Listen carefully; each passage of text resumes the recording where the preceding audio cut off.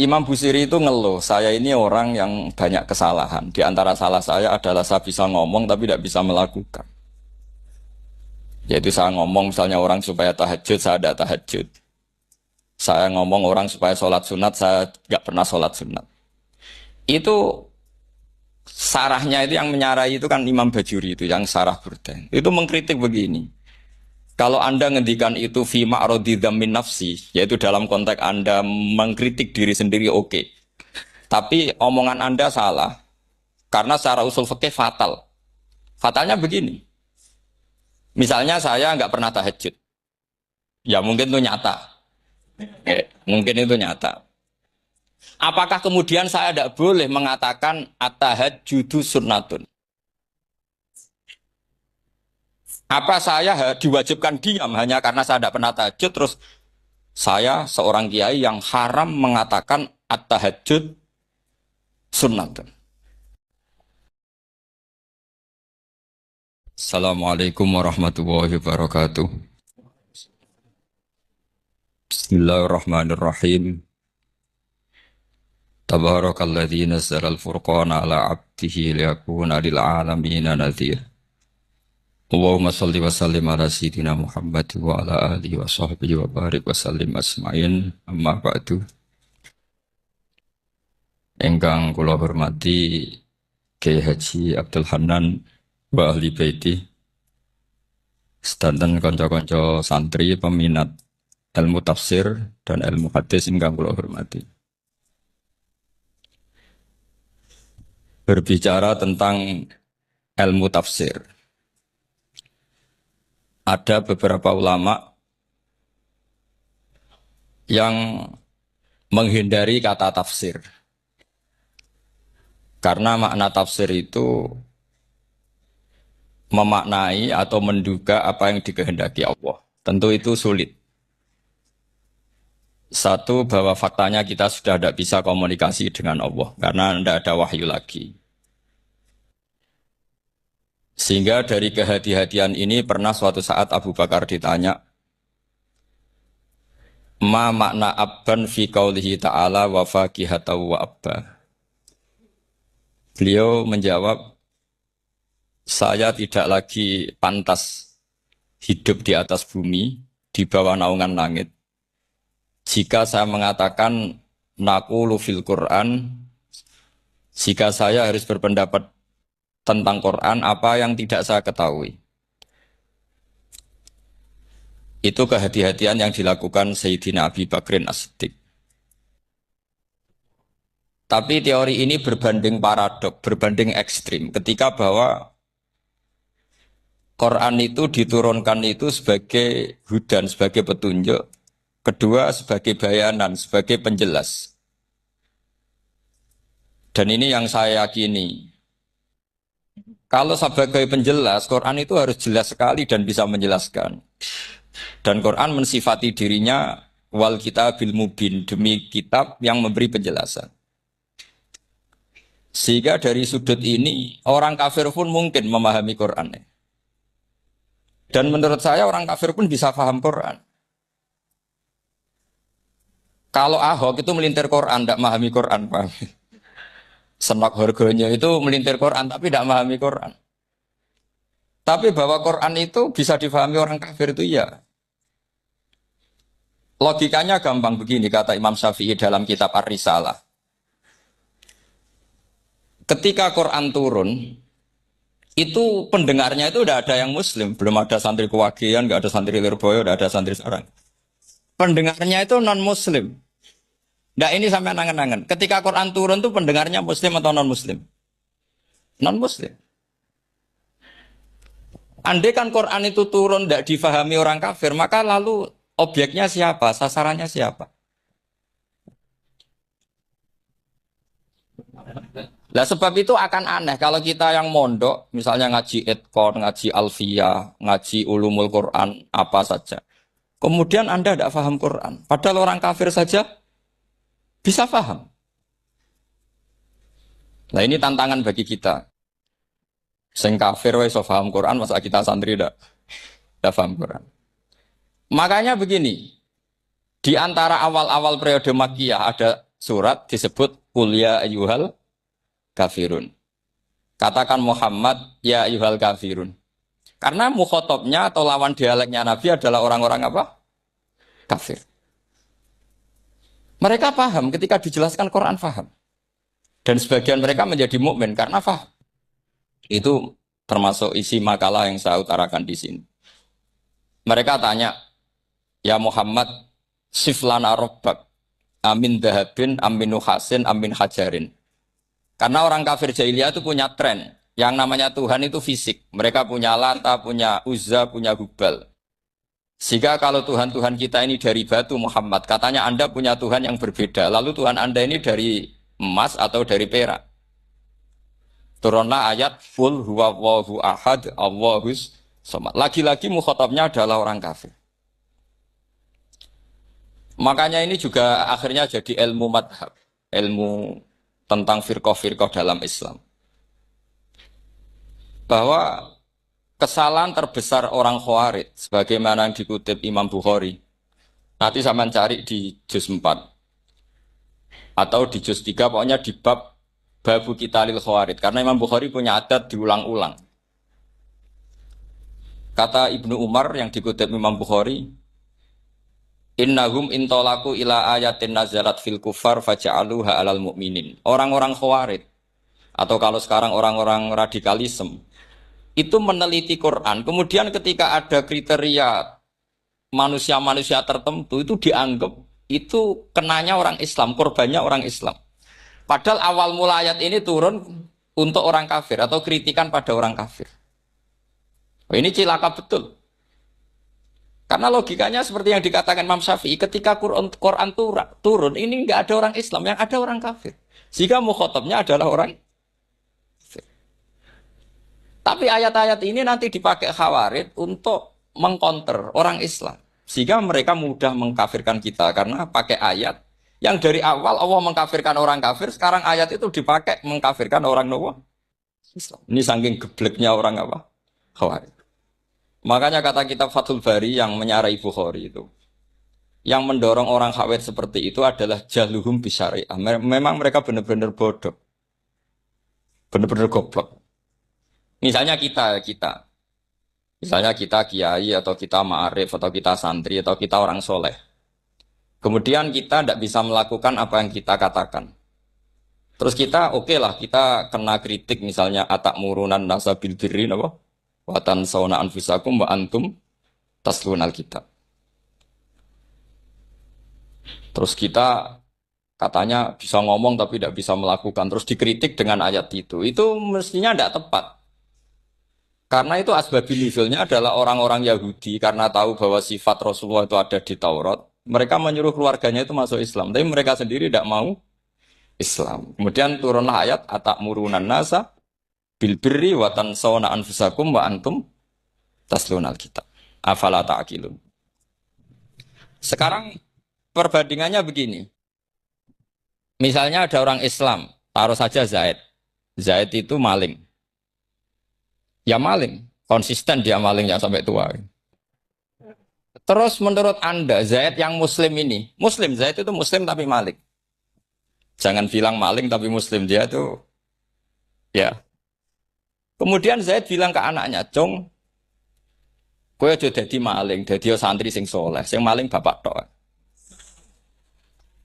Ndak, ini menurut analisis usul fikih, ngomongnya Zaid itu benar apa salah? Benar kan? Nasihatnya ya benar, ngomongnya juga. Kamu tidak bisa ngeritik Zaid. Kamu bisa ngomong tapi tidak bisa melakukan, tidak bisa. Fa'innal amro bil ma'ruf wajib. Wal qawla bil ma'ruf ya wajib. Wal qawla bil haqqi ya wajib. Jadi itu hal yang berbeda. Misalnya fa'innal amro bil ma'rufi wajibun. Memerintahkan barang baik itu baik. Wa innal qawla bil haqqi ya wajib. Mengatakan yang hak itu ya wajib. Berarti Zaid tetap kena khitab. Kamu harus nasihati anak secara benar. Kamu juga harus ngomong hukum secara benar. Lalu ketika Zaid ngomong hukum secara benar, Cong ojo maling, maling itu dosa.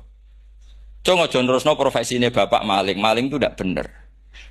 Dia berarti sudah melakukan dua kebenaran, yaitu ngomongnya benar, nasihatnya benar. Dia salah, perilakunya tetap maling. Tapi jangan karena dia maling lalu omongannya nggak salah juga, berarti salahnya malah tiga. Makanya ini pentingnya ngaji sama ulama sama ahli usul fikih. Jadi tidak bisa dicampur adukkan. Zaid gagal dalam perilaku, tapi jangan gagal lagi di nasihat. Nanti kalau dia ada nasihati, maka anaknya terus maling. Alasannya niru bapaknya. Karena bapaknya kalau mau nasihati nanti disemprit sama santri-santri. Pak, sama rawlah nasihati anak era sama maling sama dewi.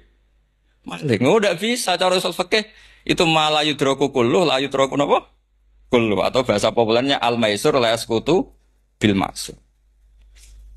Misalnya kita sebagai kiai hanya bisa takrib, hanya bisa jurumnya. Apa yang muda Fatul Mu'in si abote. Bulet, maknanya bulet. Kamu tidak boleh ngomong gini, Cong. Kue sebagai muridku kudu nurut aku. Nak gurumu goblok tok takrib, kue tok takrib wae. Gak oleh ngelangkai guru, gak sopan gitu misalnya. Gak boleh gitu. Tetap kita ngomong, Cong. Kue aja koyok aku. Kue kudu alim Fatul Mu'in, alim Fatul Wahab. Sama tidak bisa protes. Pak guru sendiri tidak bisa.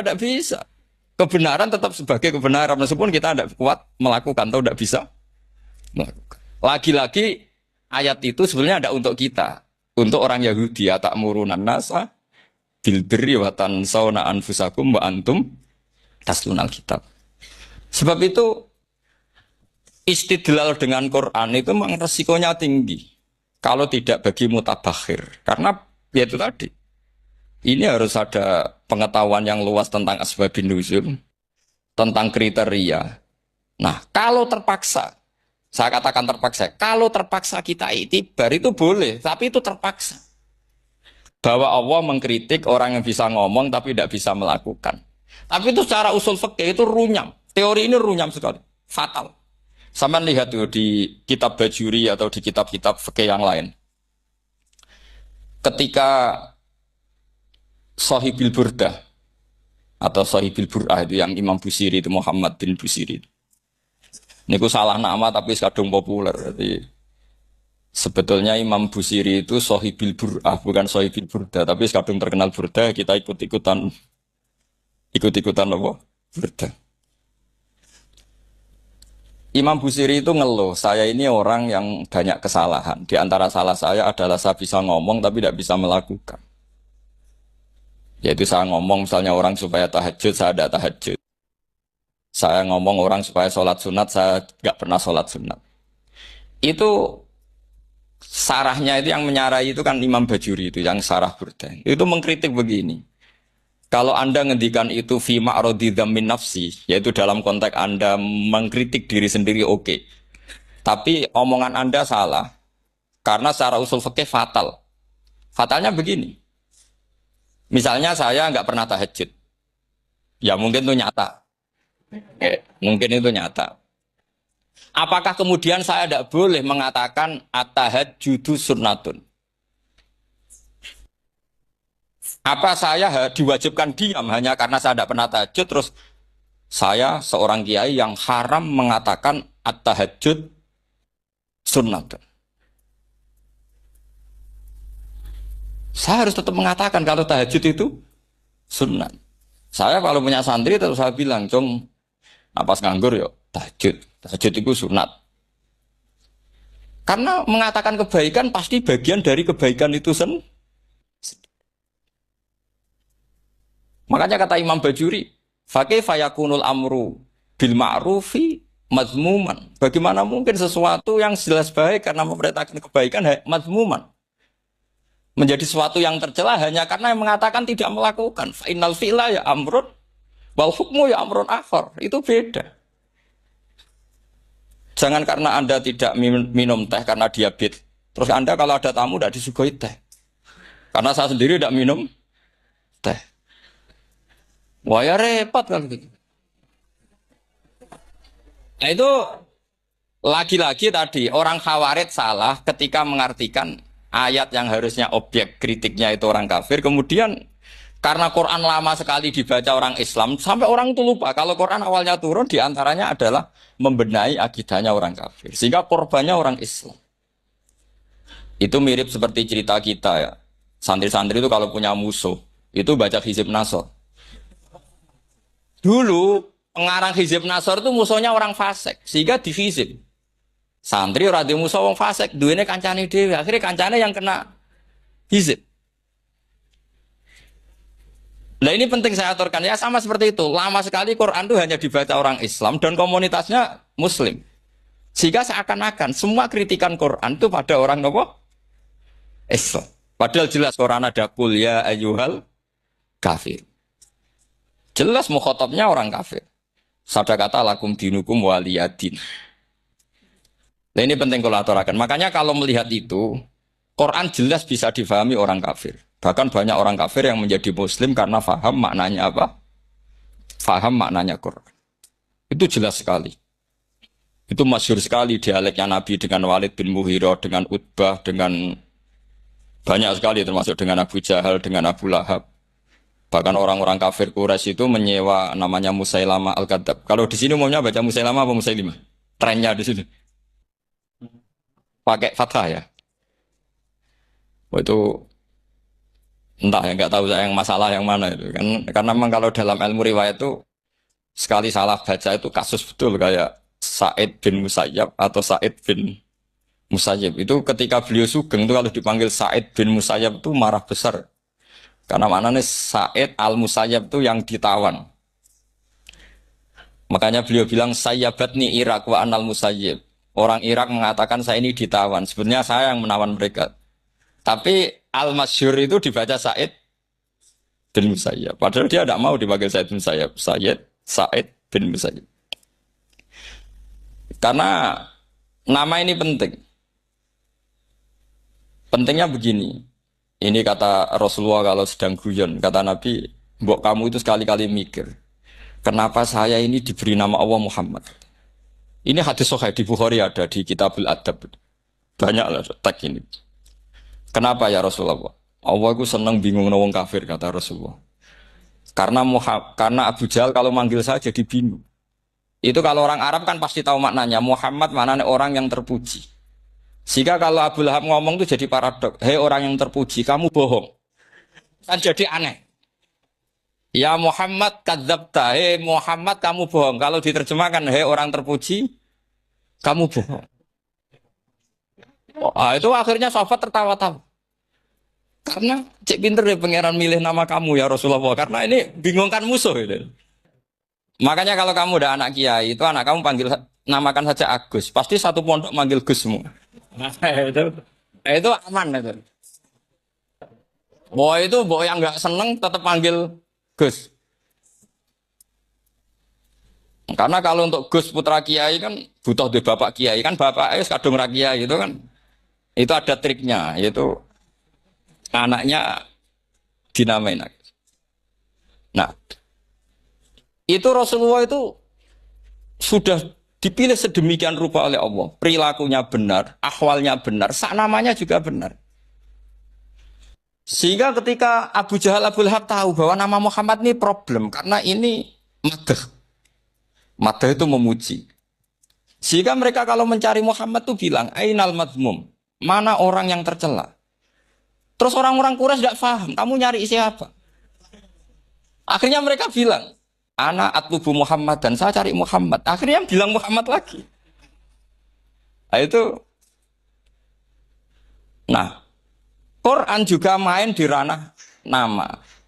Sehingga Abu Jahal itu namanya kan Abul Hakam. Orang Islam dari awal memanggil Abu Jahal. Karena kalau sampai kita manggil Abul Hakam, kita akan mengalami paradok, ya Abul Hakam, hei bapak dari semua kebijakan, kamu begini kan kacau. Makanya itu dari sini orang nggak boleh salah apa? Salah. Ini penting kalau aturakan karena kadang menganalisis Quran itu satu bilisanin Arabi mubin. Kata Imam Syafi'i, wa innahu latanzilu rabbil alamin nazala bihir rohul amin ala qalbika litakuna minal mundzirin bilisanin Arabi mubin. Di antara kata Imam Syafi'i ini, di antara aturan pokok memahami Quran adalah dia malian bil Arabiyah. Dia sangat-sangat menguasai bahasa Arab. Itu masyhur dalam dialek Imam Syafi'i ini. Saman kalau ngaji takrib atau Fathul Mu'in, syarat sahnya tayamum lil musafir itu apa? Tolabul ma. Mencari apa? Sampai kalau di takrib dicontohkan. Kalau di tempat atas nyari ke bawah, kalau ke bawah nyari ke atas. Imam Syafi'i ditanya, kaifa taqulu bisyartit tolab? Bagaimana Anda berpendapat bahwa tolabul ma itu wajib untuk menjadi sahnya tayamum? Terus Imam Syafi'i faqara'a, falam tajidu ma'an. Kamu pergi, kemudian falam tajidu ma'an, kamu tidak menemukan air. Terus Imam Syafi'i mengatakan, la yuqalu liman lam yatlub lam yajid wa innama yuqalu lam ya'rif, kata. Orang yang nggak pernah mencari itu tidak bisa dikatakan lam yajid, tidak menemukan. Kalau belum mencari namanya tidak tahu. Padahal Quran bilang kamu pergi kemudian kamu tidak menemukan air. Tidak menemukan itu berarti harus mencari dulu baru dikatakan lam yajid, tidak menemukan. Kalau tidak pernah mencari namanya tidak. Hanya gitu tok itu jadi ilmu bahwa tolabul ma itu wajib karena Allah mengatakan falam tajidu ma la yuqalu liman lam yatlub lam yajid wa innama yuqalu lam ya'rif. Orang dikatakan tidak menemukan berarti setelah mencari kemudian kesimpulannya tidak menemukan. Kalau belum mencari namanya apa? Tidak tahu. Nah dari sini Imam Syafi'i istidlal wajib tolabul. Ini namanya malian bil arabiyah. Dia menguasai bahasa Arab. Begitu juga ulama-ulama sufi. Itu ada cerita Aba Yazid Al-Bustami itu ada muridnya baca ayat wasiqal ladzina taqaw rabbahum ilal jannati zumara. Orang-orang takwa itu digiring menuju surga. Itu dia nangis. Muridnya kaget. Ini guru saya tidak benar, ini ada cerita surga, tapi dia malah nangis karena ayatnya itu digiring.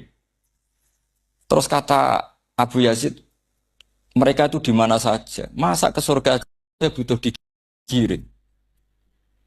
Ke surga itu kan nikmat, ngapain butuh digiring? Saya tidak mau, kata dia. Abu Yazid itu gak mau digiring ke surga, itu gak mau. Muridnya kan tambah kaget. Memangnya mau neraka kan gitu pikirannya itu. Ternyata beliau jawabnya sederhana. Saya pas itu sudah dekat sama Allah sehingga tidak perlu digiring. Kemudian saya sudah panitia kiamat pas itu, jadi tidak perlu digiring. Nah ini nanti penting jadi satu aturan ilmu ulumul Quran. Saya di rumah itu istiqomah ngajar Qawaidul Asasiyahnya Said Muhammad yang dulu ditulis abahnya Zubdatul Itqon oleh Said Alawi. Kemudian Zubdatul Itqon itu tentu dari kitab Itqon. Terus Said Alawi dulu ngarang kitab Faidul Khobir, sarahnya Faidul Khobir sama Sayyid Muhsin Al-Musawab. Dulu dari Padang, tapi hidupnya di Mekah. Saya dulu talaki sama Mbah Mun. Itu ternyata ada ayatnya. Innal muttaqina fi jannati wa nahar fi maq'adi sidqin 'inda malikim muqtadir. Sekarang sampean saya tanya. Menurut Anda semua orang kena hisab enggak? Enggak, sampean jawab saja. Menurut Anda ketika di mahsyar semua orang kena hisab apa enggak? Pasti kita menjawab iya. Tapi kata Said Muhammad, itu keliru. Enggak kebayang orang seperti Nabi kena hisab. Pasti yang kena hisab itu orang-orang yang enggak jelas. Nah, misalnya Nabi jelas baiknya, harusnya ya langsung nggak kena hisab. Karena nggak mungkin seorang saksi kok diaudit, nggak mungkin. Lo saksi itu di pengadilan kan nggak tersangka, nggak terdakwa, dia nggak boleh diintervensi oleh hakim. Nah, Rasulullah ketika kiamat, ketika fil mahsyar, fi faslil qada itu jelas. Fa kaifa idza ji'na min kulli ummatin bisyahidi wa ji'na bika ala haula'i syahida. Rasulullah sudah dekat Allah pas mahsyar itu ada Allah, ada Rasulullah, ada Jibril. Kemudian Nabi itu mengidentifikasi. Ditanya sama Allah, bener mat ini umatmu? Ya, niki umatmu ya. Kalau yang enggak jelas ya Nabi lama jawabnya. Makanya kamu jangan jadi orang enggak jelas. Nah, itu kalau sekali enggak jelas itu Nabi lama sekali jawab. Nah, artinya begini, yang kena hisab itu meskipun kata Said Muhammad, meskipun Dhahirul Quran itu menetapkan asbata umumal hisab, tapi zahirnya Quran yang sama juga menafikan hisab. Itu karena nggak mungkin, nggak kebayang kita malaikat berani menghisab afdalul khalqi. Sama bisa bayangkan malaikat mengaudit Rasulullah SAW. Ahabbal khalqi ilallah. Penciloko mencit deh. Mau jajar Allah kabeh dini kan? Audit sudah indah. Fa kaifa idza ji'na min kulli ummatin bisyahidi wa ji'na bika ala haula'i syahida. Lalu mungkar nakir juga sama. Sampai bisa bayangkan mungkar nakir tanya Nabi Muhammad. Tesnya susah. Karena kalau Rasulullah terus ditanya, waman nabiyuka. Wah, itu kan bisa kiamat itu.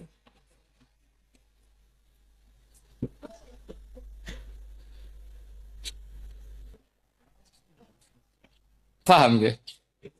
Makanya kata Sayyid Muhammad, ini kan teman-teman tanya, piye caranya alim tafsirnya saja, sarannya satu hafal Quran, dua hafal Sahih Muslim, tiga semua orang sudah mati, tinggal kamu yang alim. Oh itu mesti aman itu. Nah kalau sampean tanya saya, apa buktinya Gus kalau orang tertentu tidak kena hisab? Ya buktinya tadi misalnya innalladzina qalu rabbuna Allahu tsummas taqamu tatanazzalu alaihimul malaikatu alla takhafu wala tahzanu wa absyiru. Mungkar nakir adalah malaikat penakut membawa ketakutan. Sementara para wali ini jelas malaikat kena konstitusi, malaikat harus mengatakan ke para wali alla takhafu wala tahzanu. Padahal Nabi tentu Sayyidul Auli. Para wali saja malaikat kena aturan kamu harus bilang alla takhafu wala tahzanu wa absyiru. Hei para wali, kamu jangan susah, jangan gentar, kamu harus gembira. Kamu bisa bayangkan misalnya mungkar nakir bawa godok atau orang kalau dipukul ajul sak walang-walang. Kemudian kamu bayangkan si Abdul Qadir ngalami itu, Abdul Hasan Asadali ngalami itu, Abu Yazid Al-Bustami. Kalau itu ngalami gitu semua, ngapain kita jadikan mursyid? Kan sama nasibnya dengan kita. Nah, Zahirul Quran mengatakan asbatal hisabah. Tapi Zahirul Quran di ayat yang lain lam yusbit al hisabah. Makanya tadi umumul Quran juga ditaksis dengan muqayyid. Yang mutlak ditaksis dengan yang muqayyad. Yang mujmal ya sama seperti itu, aturannya seperti itu, ditafsir sama yang mufassal. Sama orang kafir yang jelas, sampean bisa bayangkan malaikat ngaudit Fir'aun. Cek kurang penggaweane. Jelas eleke kok di audit. Misalnya Abu Lahab di audit, wah malaikatnya celaka mencet. Berarti dia agak percaya sama pernyataan Tuhan, tabat yada abi lahabiu. Malaikat kok ngaudit Abu Lahab. Mungkin Gusti kula ceke. Nak menawi wonten api. Lho ki ora tau ngaji Quran tapi wong ayate tabat yada kok cek di cek. Nah, yang seperti ini masuknya kategori ulaikal ladzina satruse mereka yang kafir bi ayati rabbihim wa liqaihi fahabitos maluhum fala nuqimu lahum yaumal qiyamati was. Jadi ada orang-orang kafir yang jelas kena aturan fala nuqimu lahum yaumal qiyamati was. Yang jelas kafirnya ya gak kena hisab, yang jelas nabinya jelas wasinya juga gak kena hisab. Yang kena kita di tengah-tengah. Tapi ilmu itu ikut mainstream karena semua orang bilang ada hisab ya kita ikut-ikut bilang. Ya sudah gitu saja. Tapi kalau aslinya ya rapati percaya. Umumnya uang gerono mati ditalkin ya kita melok-melokan nalkin. Tapi kalau kadang ya gak kebayang. Piye nak wali-wali ditalkin. Makanya ada di dunia wali itu ada cerita Rabi'ah Dawiyah itu termasuk keramat beliau itu. Kali Imam Sibawi kan dalam cerita wali kan ditanya marrobuka. Ngapunten niku man mausul napa istifham. Wah itu malaikatnya ndak pernah khataman alfiyah kan repot tuh. Kalau Rabi'ah Adawiyah lebih parah lagi itu. Beliau tuh nangis sekeras-kerasnya. Nangis terisak-isak, dia tersiksa. Ya Allah, engkau itu zat yang paling saya kenali dan harusnya semua makhluk itu kenal engkau. Tapi ini hamba engkau tanya engkau itu siapa? Itu kan ini orang aneh kata gitu. Karena Allah itu adharud dzahir kata sampai Imam Sibawi misalkan a'raful ma'arif. Jadi wong ora ora wis geblek tenan dari Imam Sibawi. Imam Sibawi kan atas nama dia pakar nahwu pertama mengatakan dhamir paling makrifat di antara 6 isim makrifat paling makrifat itu dhamir. Tapi meskipun gitu a'raful ma'arif Allah. Yang paling makrifat dari sekian isim makrifat itu Allah. Artinya satu nama yang orang harus kenal semua. Makanya di antara keramat beliau ketika ditanya, wong kok ora tau ngaji fikih men ngaji nahwu wae. Gak tahu dia ngaji carane sesuci, carane iddah, tuh gak tahu ngaji nahu. Terus dia tanya, bima fa'ala rabbuka. Lalu Allah memperlakukan kamu gimana? Terus kata Imam Subabeh, ghafaroli, Allah mengampuni saya karena saya orang yang mengatakan Allahu a'raful. Ini penting kalau aturakan. Jadi makanya kalau sampean tanya, caranya ilmu alim gimana? Ya satu tadi, kalau sampean masih banyak orang hidup, syaratnya kamu harus hafal Quran, hafal hadis, hafal sekian ribu hadis, hafal sekian ulumul Quran. Itu kalau masih banyak orang hidup. Kalau sudah kamu sendiri hidup, ya sudah. Pokoknya isokolhu ya salim sendiri kan nggak ada saingannya. Makanya kata Said Muhammad, beliau mengatakan, kita meyakini umum al-hisab ya berdasar zahiril Quran, kita menafikan umum al-hisab bahwa hisab hanya yahtassul liqaumin duna qaumin juga berdasar zahiril. Kita percaya semua mayat ditanya mungkar nangkir ya berdasar zahiril ahadis. Kita tidak mengumumkan teks ini juga berdasar zahiril ahadis. Karena malaikat mungkar nakir juga malaikat. Berarti dia kena aturan kalau ketemu para wali Allah takhafu wala tahzan. Faham sih kalau maksudnya? Ini penting kalau aturakan. Jadi makanya aspeknya sampean bisa memulai kalau ingin jadi orang alim tafsir bisa mulai dari yang mudah saja, yang fikih saja. Makanya kata Imam Ghazali, kenapa Mu'tazilah jadi segoblok itu? Karena dia tertipu oleh umumatul Quran, oleh teks-teks umum. Dia tidak tahu mukhosisnya. Padahal setiap ayat umum itu pasti ada mukhosis. Misalnya begini ya, kalau kamu maknanya fikih saja, contoh yang paling mudah familiar itu fikih ya. Misalnya kita ngaji Quran, wal mutallaqatu yatarabbasna bi anfusihinna salasata quru. Kalau orang dicerai, itu iddahnya itu 3 kali masa nopo suci.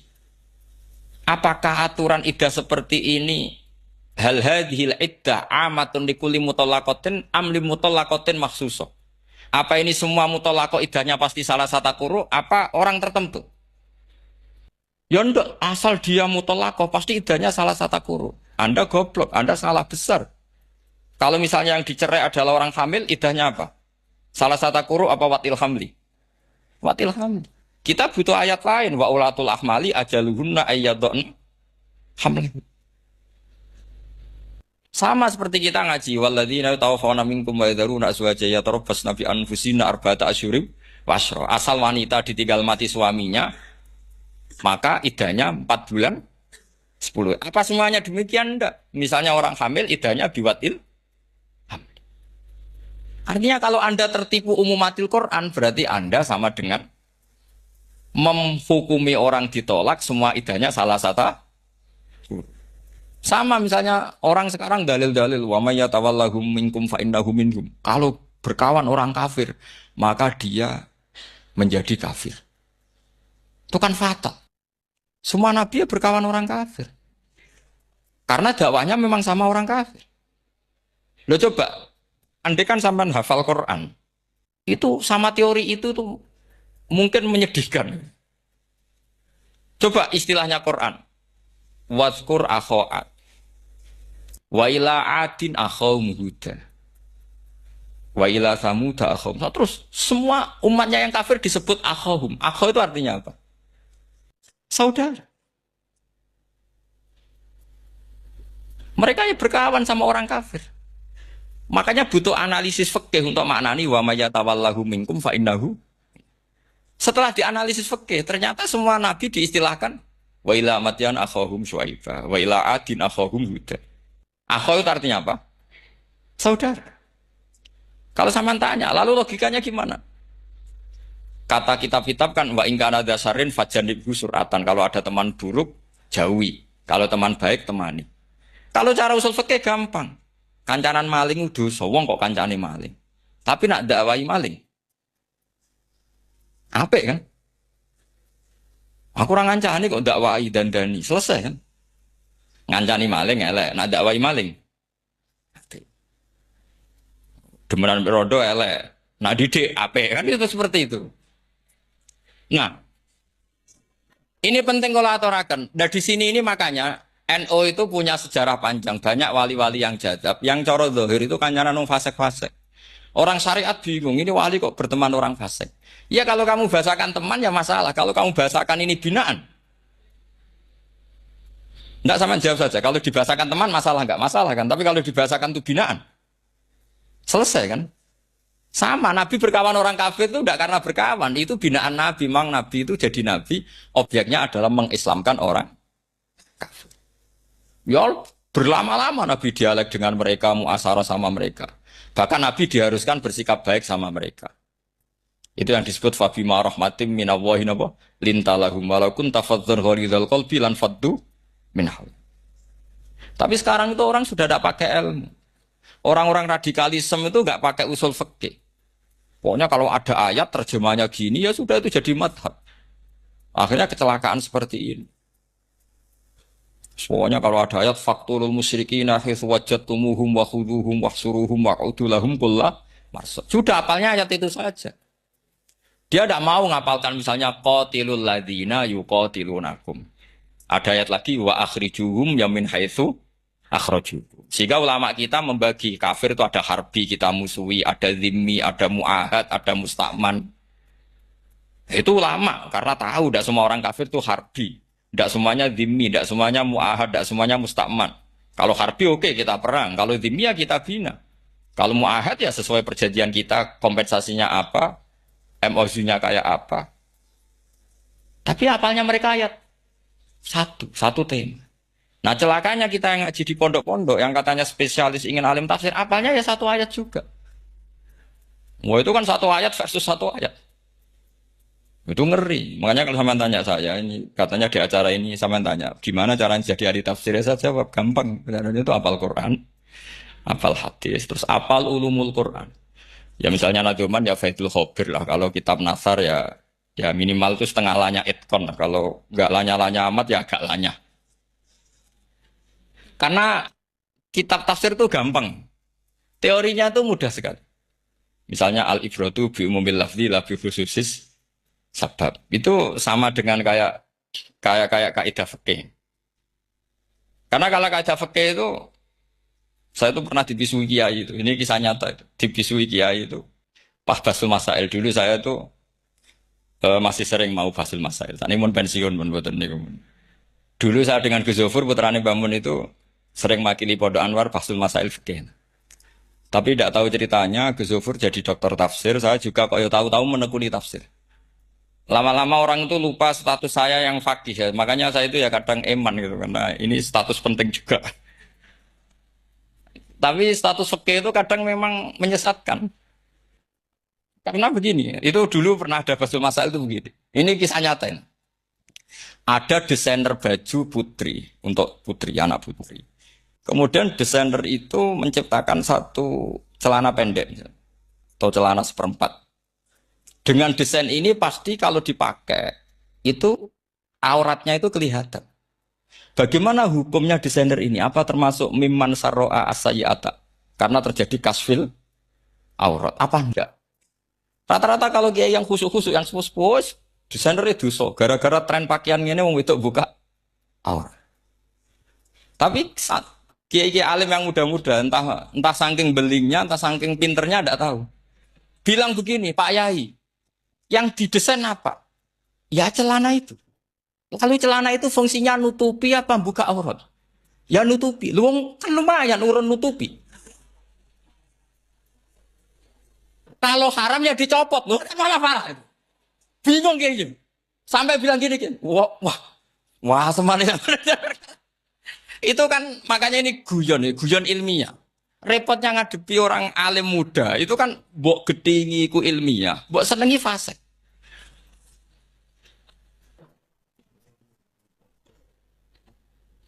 Ketika kiai yang khusyuk tadi tak cana, kalau desainer katok seperapat, paham ya? Kau coba yang celana dalam terlalu vulgar itu, paham ya? Nggak rok saja lah, rok mini misalnya rok selutut, sampean jangan ngeres ya, yang rok selutut misalnya. Rok selutut itu desainernya kena hukum haram nggak? Sampean jawab saja. Oh haram jadi kiai sepuh karena dengan desain itu misalnya lututnya kelihatan. Tapi pertanyaannya kayak muda saya masih ingat betul, saya tanya. Lalu fungsi pakaian itu apa, Pak Yai? Fungsi itu kan tetap nutupi sebagian awal. Kalau Anda haramkan, barang haram itu harus dihilangkan. Ah, itu. Sampai Kiai itu setelah acara itu manggil saya. Gus, kalau ngakoni jenengan alim, tapi itu podo repoti. Podo repoti. Nah, dalam itu kan terus itu ada perumusan di redaksi keputusan keputusan yang dijual itu yang masail fikihnya kan terus diputuskan dibukukan. Kalau redaksinya halal, terus nanti orang pakai rok semua. Nah, saya balik bantah. Kalau redaksinya haram, orang nggak pakai rok. Akhirnya itu apa? Kebijakannya lucu. Buak we Gus, pertanyaan itu buak saja jawabannya oh gege. Jadi kita debat tidak jadi. Ini cerita ya, cerita ilmiah. Makanya sama tidak wajib manut saya. Saya ini terlalu ilmiah, jadi tidak baik untuk kehidupan kesalian kurang baik. Jadi ini, tapi ini ilmu. Tetap kaidahnya fikih ma la yudraku kullu la yudraku kullu. Jangan kalau tidak bisa nutupi aurat semua, lalu jangan sama sekali. Lungki kan kaidahnya kan gitu, ma la yudraku kullu la yudraku kullu. Misalnya Anda punya tetangga nggak mau pakai jilbab, nggak mau pakai pakaian muslimah. Kamu tidak boleh bilang, munisan raklambinan tidak bisa. Malayu trokukulu, napa malayu trokukulu, nu layu troku napa? Makanya ini kita harus hati-hati. Nah bayangkan sekarang orang meneliti Quran itu yutrokukulu. Mestinya kalau Anda meneliti radikalisme, ayat yang terkait radikalisme diteliti semua. Ternyata di surat Taubat yang disebut suratus Saf yang bahkan haram baca bismillah, itu ada ayat wa in ahadum minal musyrikin nastajaroka fa'ajirhu hatta yasma'a kalam Allah tsumma ablighu makmana. Muhammad, kalau ada orang kafir mau belajar Quran sama kamu ya harus kamu pelajari hatta yasma'a kalam Allah. Setelah mereka mau belajar ya ablighu makmana, tsumma ablighu makmana. Kamu harus menjamin keamanan dia. Itu di surat Taubat, termasuk akhir suratin nazalat, gak mungkin terjadi mansuh. Tapi orang-orang ekstremis selalu pakai faqatulul musyrikin haitsu apalan itu terus. Yang orang liberal yang menaparin la ikraha fiddin. Ya sudah seperti itu. Sing orang-orang tegas ora tau nahi mungkar, ya ma arsalna ka ila rahmatal lil alamin. Itu ngono terus. Yang kelompok tukang nahi mungkar ya ayatnya amen nahi.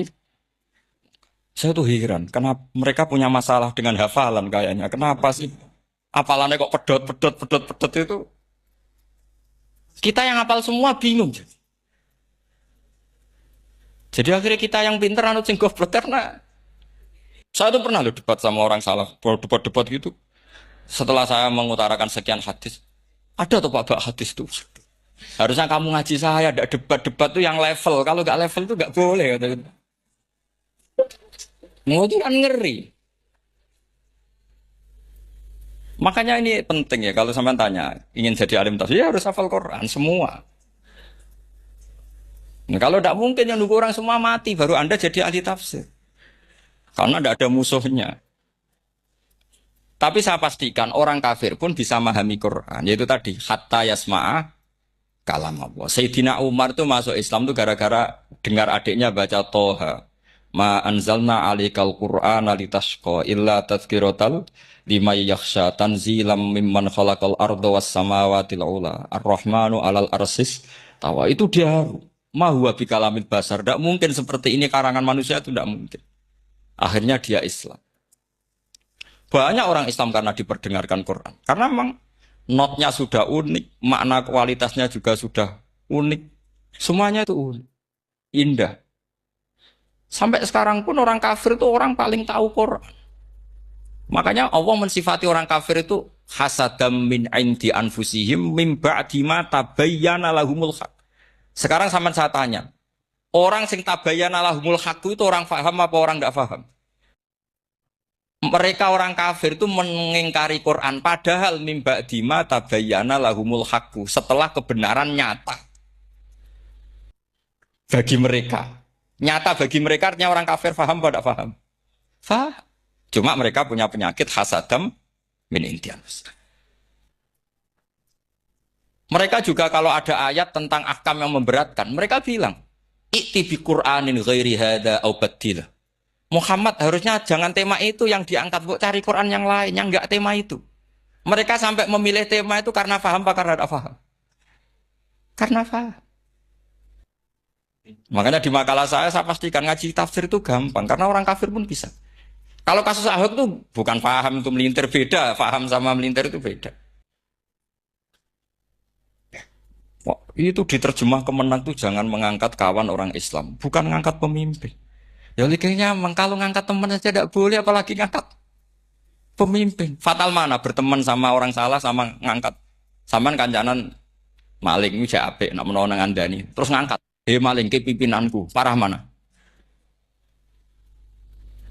Parah mana? Artinya sama saja ketika diterjemah jangan ngangkat teman. Sebetulnya ngangkat pemimpin lebih fatal. Itu kan mafhum awlawiyah, itu kan normal saja. Itu di Quran biasa misalnya innalladzina ya'kuluna amwalal yatama dzulman. Orang yang makan hartanya anak yatim secara zalim. Kamu bilang, "Gus saya tidak makan kok, sepeda motornya tak gasap, tak jual." Yang diharamkan kan makan. Wah, ya sarap kalau gitu. Maknanya begini, memakan harta anak yatim artinya ifsad. Ifsad itu nak ngono ikhraq membakar atau mencuri sama dengan makan. Bal asad. Malah kan lebih apa? Lebih apa? Dasar. Jadi yakuluna di situ tuh ba'dul amsilah sebagian contoh min wujuhil ifsad atau min wujuhil ihlak. Jangan kok karena ayatnya makan, oh yang haram tuh makan, kalau nyuri gak apa-apa. Paya fat. Itu kan sama dengan santri geblek dikandani kiai ini, "Cung, kowe mbek bojomu jogeman naboi." Suatu saat istrinya lapor lagi, "Pak Yai sekarang ndak naboi tapi nyadui." Karena naboi itu pakai tangan. Ke pertama dilaporkan kiainya, "Pak Yai, suami saya itu sering mukulin saya pakai tangan gini. Cung jogeman naboi bojomu." Dia, "Pak Yai siap."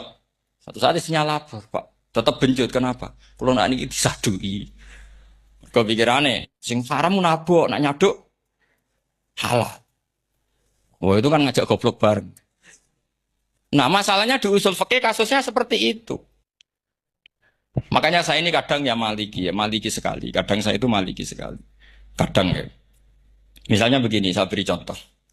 Ini yang kisah nyata ya. Ada seorang Arabi datang ke Rasulullah. Ya, tadi kan teman-teman minta juga ilmu hadis ya. Ini satu paket saja. Itu tadi nanti kalau sampean kasih lalim itu sudah ada urusan saya tadi. Nunggu orang mati banyak tadi. Kalau nggak usah nunggu orang mati, sarannya tadi apal tadi. Ya Rasulullah ahlak tuh. Saya ini orang yang rusak. Wama ahlakaka. Lalu yang bikin rusak kamu apa? Qol waqatu imroati fina hari Ramadan. Saya menjima istri saya ketika masih siang. Fina hari Ramadan, siang Ramadan. Walhasil Nabi tidak menyuruh hanya kodok, tapi menyuruh kafaroh. Kafarohnya itu merdekakan budak, atau memberi makan 60 orang miskin, atau puasa berapa? Puasa 60 hari. Atau urut merdekakan budak, atau puasa 60 hari, atau memberi makan sitina miskin. Oke, kita sepakat. Sepakat ya, hadis itu sahih dan diulang-ulang oleh Ashabus Sunan. Oke, riwayatnya nggak masalah. Sekarang kita analisis maknanya. Sekarang sampean saya tanya. Kalau Anda misalnya sekarang jam berapa ini? Misalnya sekarang jam 9 kurang seperempat Ramadan. Terus Anda rokok atau Anda ngopi, kepengen ngopi terus ngopi tanpa udzrin syar'iyyin. Anda hanya wajib qadha apa bayar kafarah? Enggak, sampean jawab. Rata-rata kiai kita, oh mau wajib qadha Gus karena agak jima. Sing seru kafarah itu nak jima. Kan ngombe kopi be jima beda. Pertanyaannya tuh lucu, ini naik secara fikih masalah. Masalahnya begini. Jima bojo itu tidak zina. Jima bojo itu zina apa enggak? Enggak. Berarti dengan makan bedanya apa? Sama kan? Sama-sama amrun mubah. Sesuatu yang boleh. Kenapa hukumannya berat?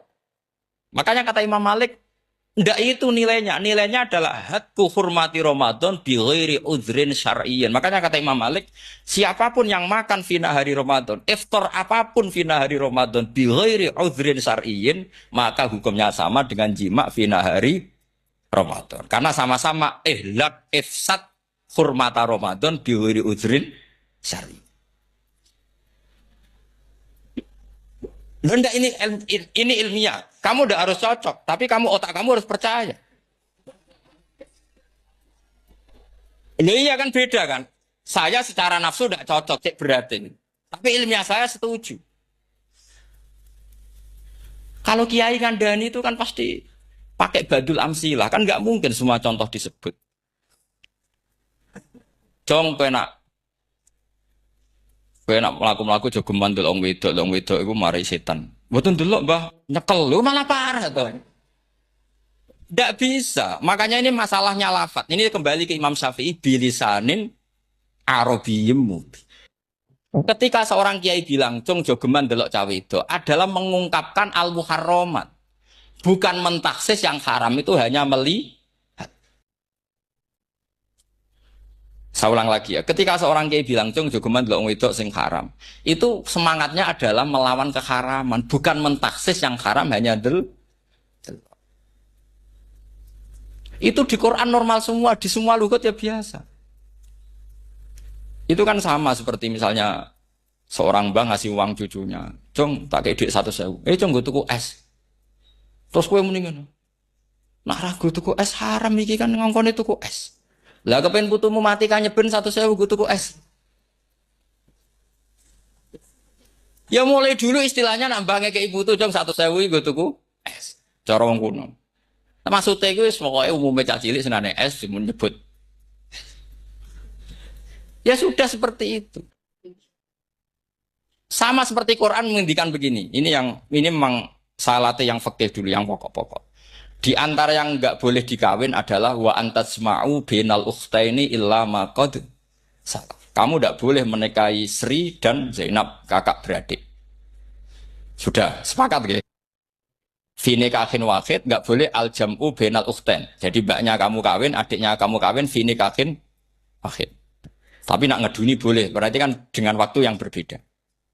Quran hanya menyebut itu. Kemudian Rasulullah zaman Sugeng itu hanya nambahi wala binal mar'ati wa ammatiha, wala binal mar'ati wa kholatiha. Juga agak boleh menikahi ponaan plus buliknya. Baik bulik dari bapak, yaitu ammah, maupun bulik dari ibu disebut apa? Kholah. Kemudian ulama fikih merasa ada yang kurang, ditambahi lagi. Dua perempuan yang andekan yang satu itu lelaki kok haram nikah, berarti haram jam'u fi nikahin wahid. Misalnya cucu rabibahnya boleh enggak? Enggak boleh kan? Berarti kalau sampai mengumpulkan cucu dan bahnya fi nikahin wahid juga enggak? Tapi orang yang waras itu tidak akan nyalahkan Quran ketika tidak lengkap. Wa antasma'u bainal ukhtain ila ma qad ini tidak lengkap. Yang haram kan tidak hanya jam'u bainal ukhtain. Termasuk mengumpulkan cucu dan banyak. Karena Quran nggak mau dengan logika tidak waras itu tidak mau. Taruh saja orang itu rata-rata bahnya kan umur 70 tahun. Cucunya umur 17 tahun. Kebayang nggak kamu nikahi? Sehingga adik kan boleh bareng, mesti kamu milih bareng.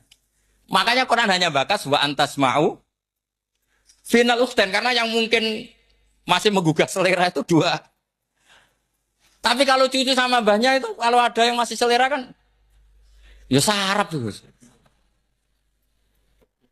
Tapi fikih sebagai kaidah tetap menerangkan, termasuk yang haram jam'u adalah bainal mar'ati wajad dati. Faham sih maksud? Artinya ketika menyebut itu tidak jaminan merangkum semua hukum. Tapi ba'dul amsilah. Fa'innal akila yaktafiya bi isyaratil ba'di. Karena orang kalau punya akal diisyaroi sebagian sudah. Ini penting kalau aturakan. Jadi ini penting. Nah bayangkan sekarang banyak gerakan-gerakan ahli Quran katanya tapi nggak memahami ilmu usul fikih. Quran ora ono ya wis. Nang Quran ora ono cerita harame asu, nak ngono asu ya halal. Ora ono Qurane. Sing ra ono iku tekem ora Quran iku aneh-aneh kowe.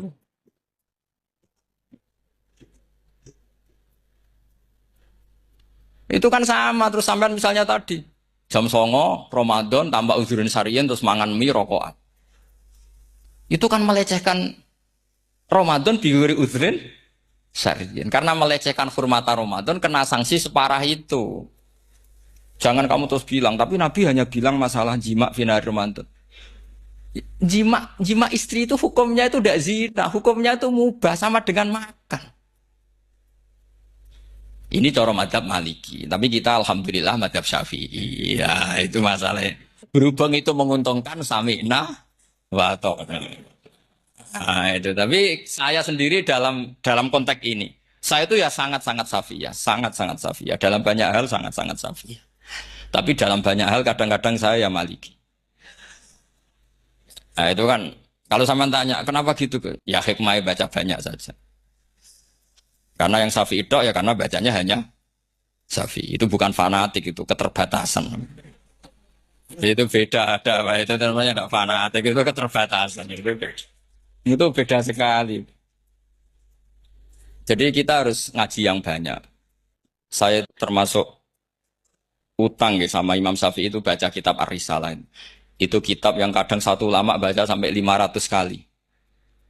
Yaitu Imam Syafi'i itu dalam kitab Risalah itu begini, ini termasuk ulumul Quran yang paling penting. Mukaddimahnya begini.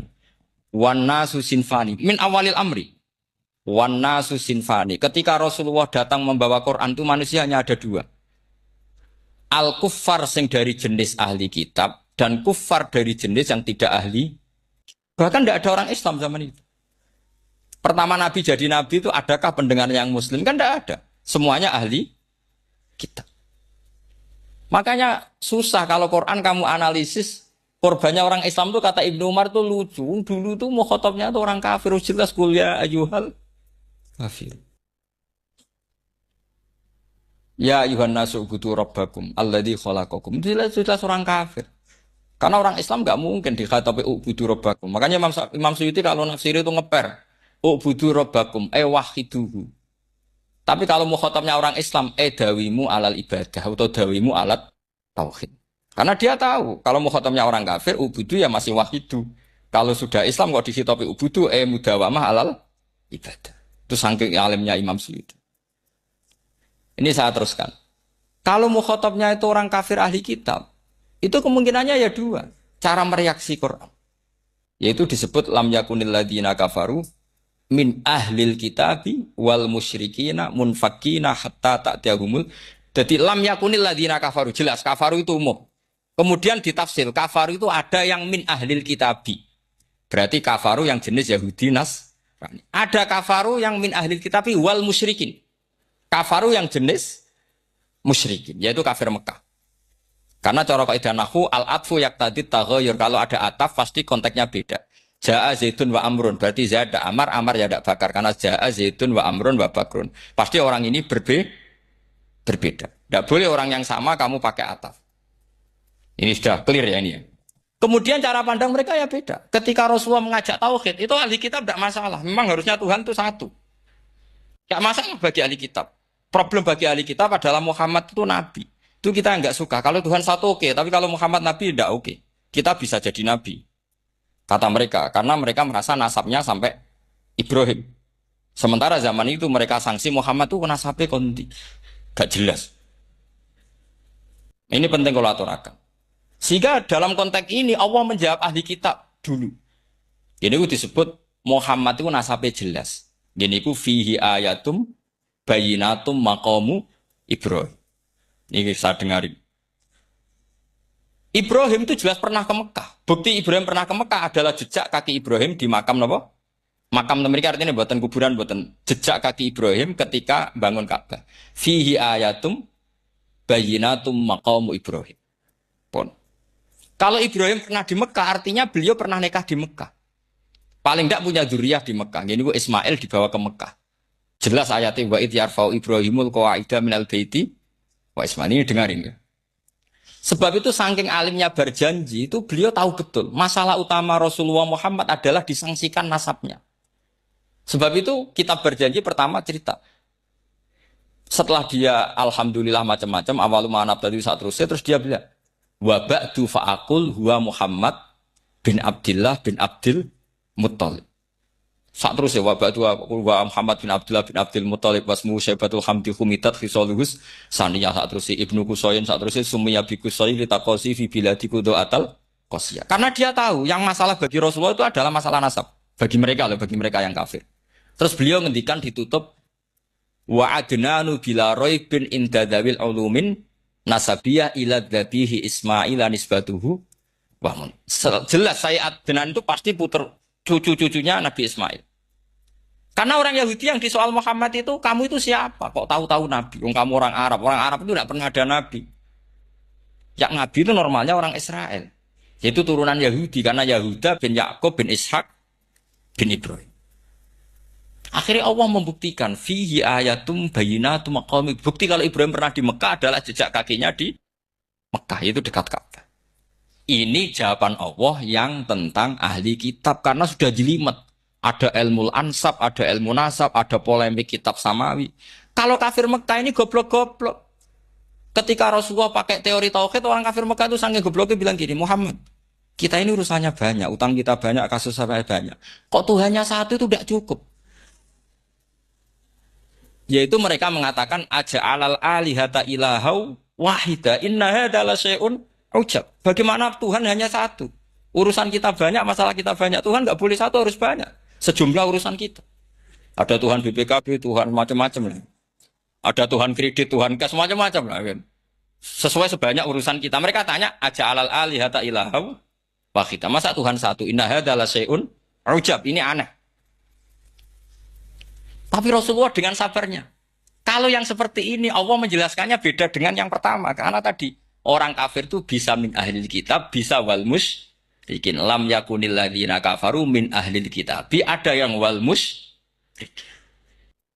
Semuanya ini tidak pernah munfakina hatta ta'tiyahumul bayinah. Mereka tidak pernah tercerabut dari pikiran mereka, dari mainstream mereka. Sampai ada bayinah. Bayinah itu kejelasan kebenaran. Atau benar yang begitu jelas.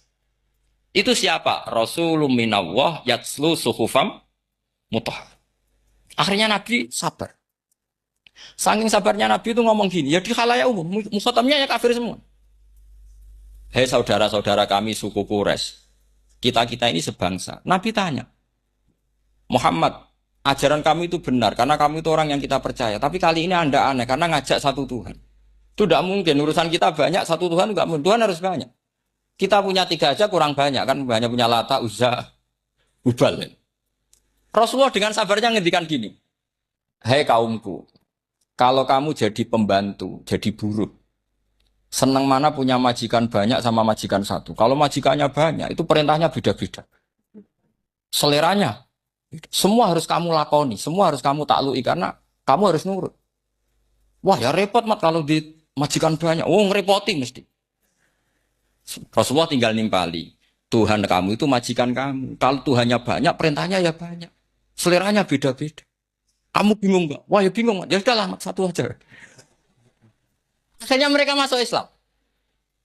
Lah itu disebut Nabi itu fatona. Punya kecerdasan artikulatif. Kalau menjelaskan itu masuk akal.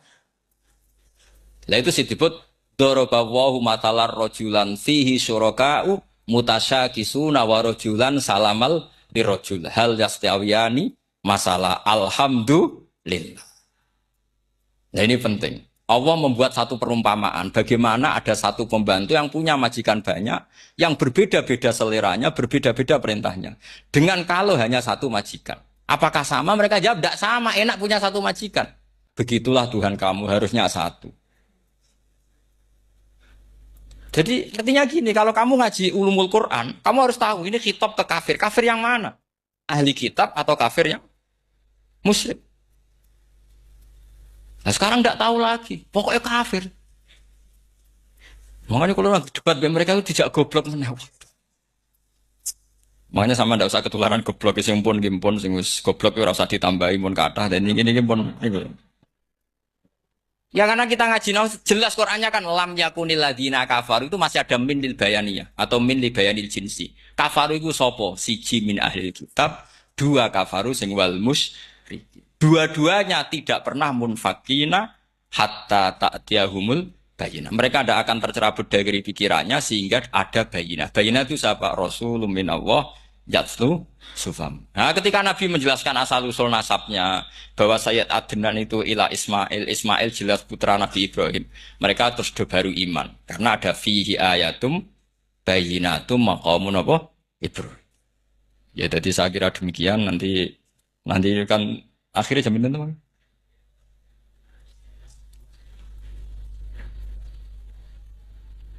Oh, ini jaminan istiwa. Gitu, terus saya pikir nih gue, kalau misalnya tadi ada tanya jawab itu tanya jawab cara ngalim saja kan.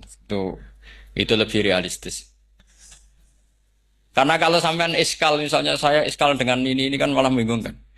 Kalau kamu terkenal pinter iskal kita goblok ya. Nah wis pinter kok iskal gitu. Jadi saya niru ilmunya Abu Nawas. Abu Nawas sudah bisa pidato. Gak bisa pidato, suatu saat dipaksa pidato sama khalifah itu. Hei para hadirin, kamu pinter apa goblok? Lah mereka pinter, mau ngandani wong pinter, terus pinter kok juga ngandani gitu. Akhirnya hadirin itu kan karena seneng sama Abu Nawas itu seneng. Ya sudah Abu Nawas, kalau gitu kita goblok. Aku mau mengambil wong goblok.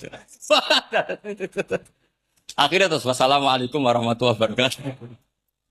Jadi itu Abu Nawas juga bisa pidato, tapi dia tahu saja caranya menyelesaikan masalah. Itu Abu Nawas jadi. Ya orangnya kacau tapi cerdas itu, makanya jadi guyonan. Sebenarnya Abu Nawas itu figur yang nyata, tapi tidak senaif yang diceritakan orang-orang di anekdot itu. Ya beliau itu orang soleh ketika era Harun ar-Rasyid. Tapi ya tadi karena banyak cerita yang macam-macam. Ya, Abu Nawas itu makanya ini cerita anekdot. Jadi riwayatnya agak jelas tapi lucunya jelas. Dia itu mangkel punya tetangga profesor ahli astronomi. Adiknya gue mau iso omong kok. Abu Nawas mau pinter molak-malik omong kan masyhur itu dia cerita hari Senin tanggal sekian lihat Abu Nawas di alun-alun mau terbang. Orang lihat semua itu Abu Nawas itu ya sudah di podium ya hanya gitu-gitu. Kok gak mau terbang-terbang? Ya mau itu ya tidak. Wassalamualaikum warahmatullahi wabarakatuh. Yang bilang Abu Nawas terbang siapa? Abu Nawas mau terbang. Yang namanya mau itu ya tidak.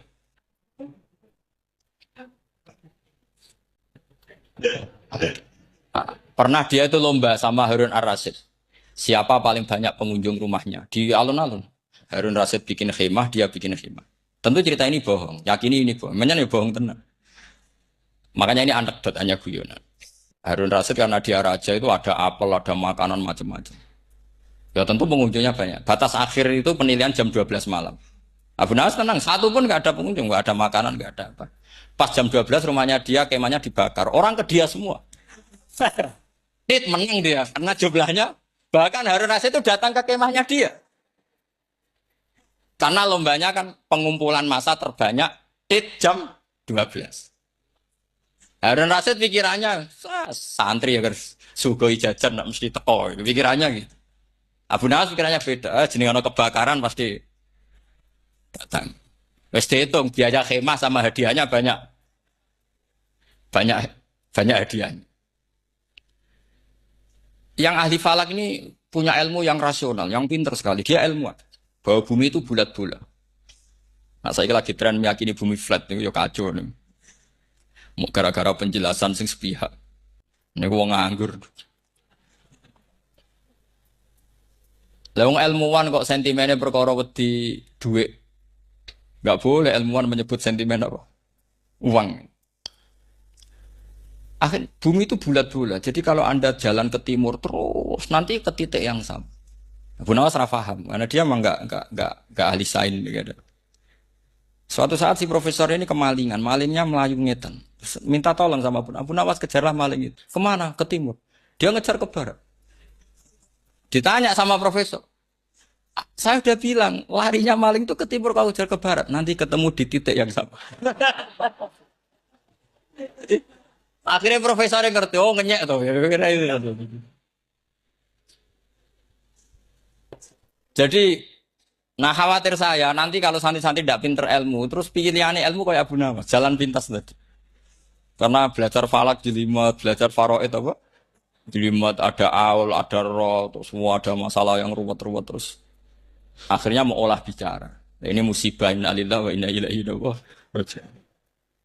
Itu tidak boleh. Quran tidak mengajarkan itu. Quran tetap mengajarkan ilmu meskipun ada nilai seninya. Ya tadi nilai seni tadi misalnya Allah mencontohkan daraba wa masalah rajulan fihi syuraka. Terus kedua uniknya Quran itu begini. Setelah dipikir itu nyata-nyata lebih detail. Misalnya begini. Ketika Allah mencontohkan ba'udah itu nyamuk. Itu orang-orang kafir itu bilang gini, "Ya Muhammad, Tuhan Anda kehilangan stok ilmiah.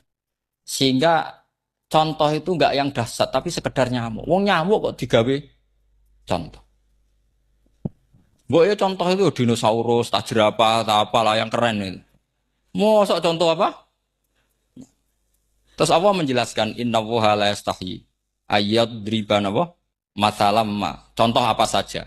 Apa saja itu ditafsiri ba'udotan fama faqoha. Entah itu nyamuk, fama faqoha. Atau yang di atasnya nyamuk. Maksudnya di atasnya itu filkillah.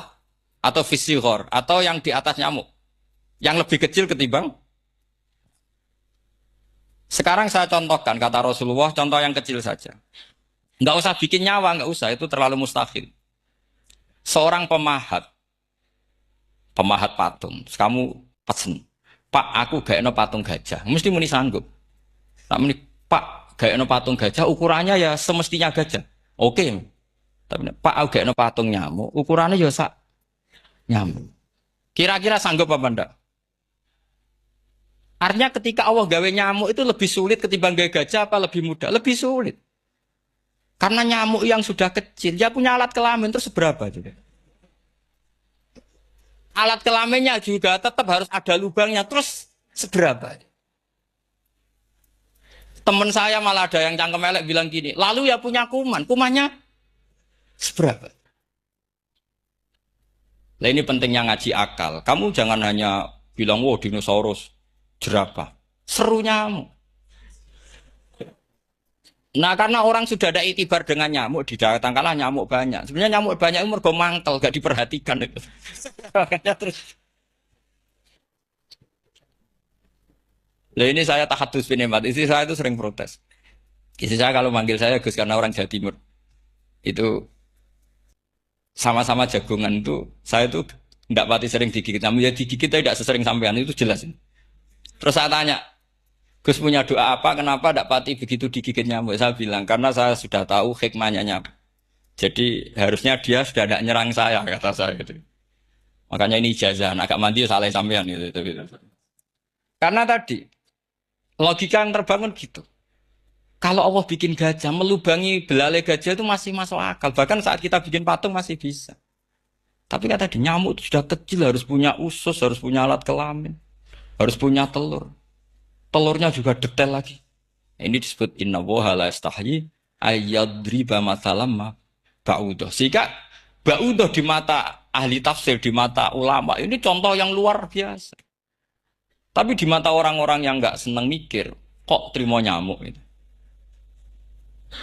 Makanya saya minta kangkang di sini bisa makan itu harus syukur. Makan itu luar biasa.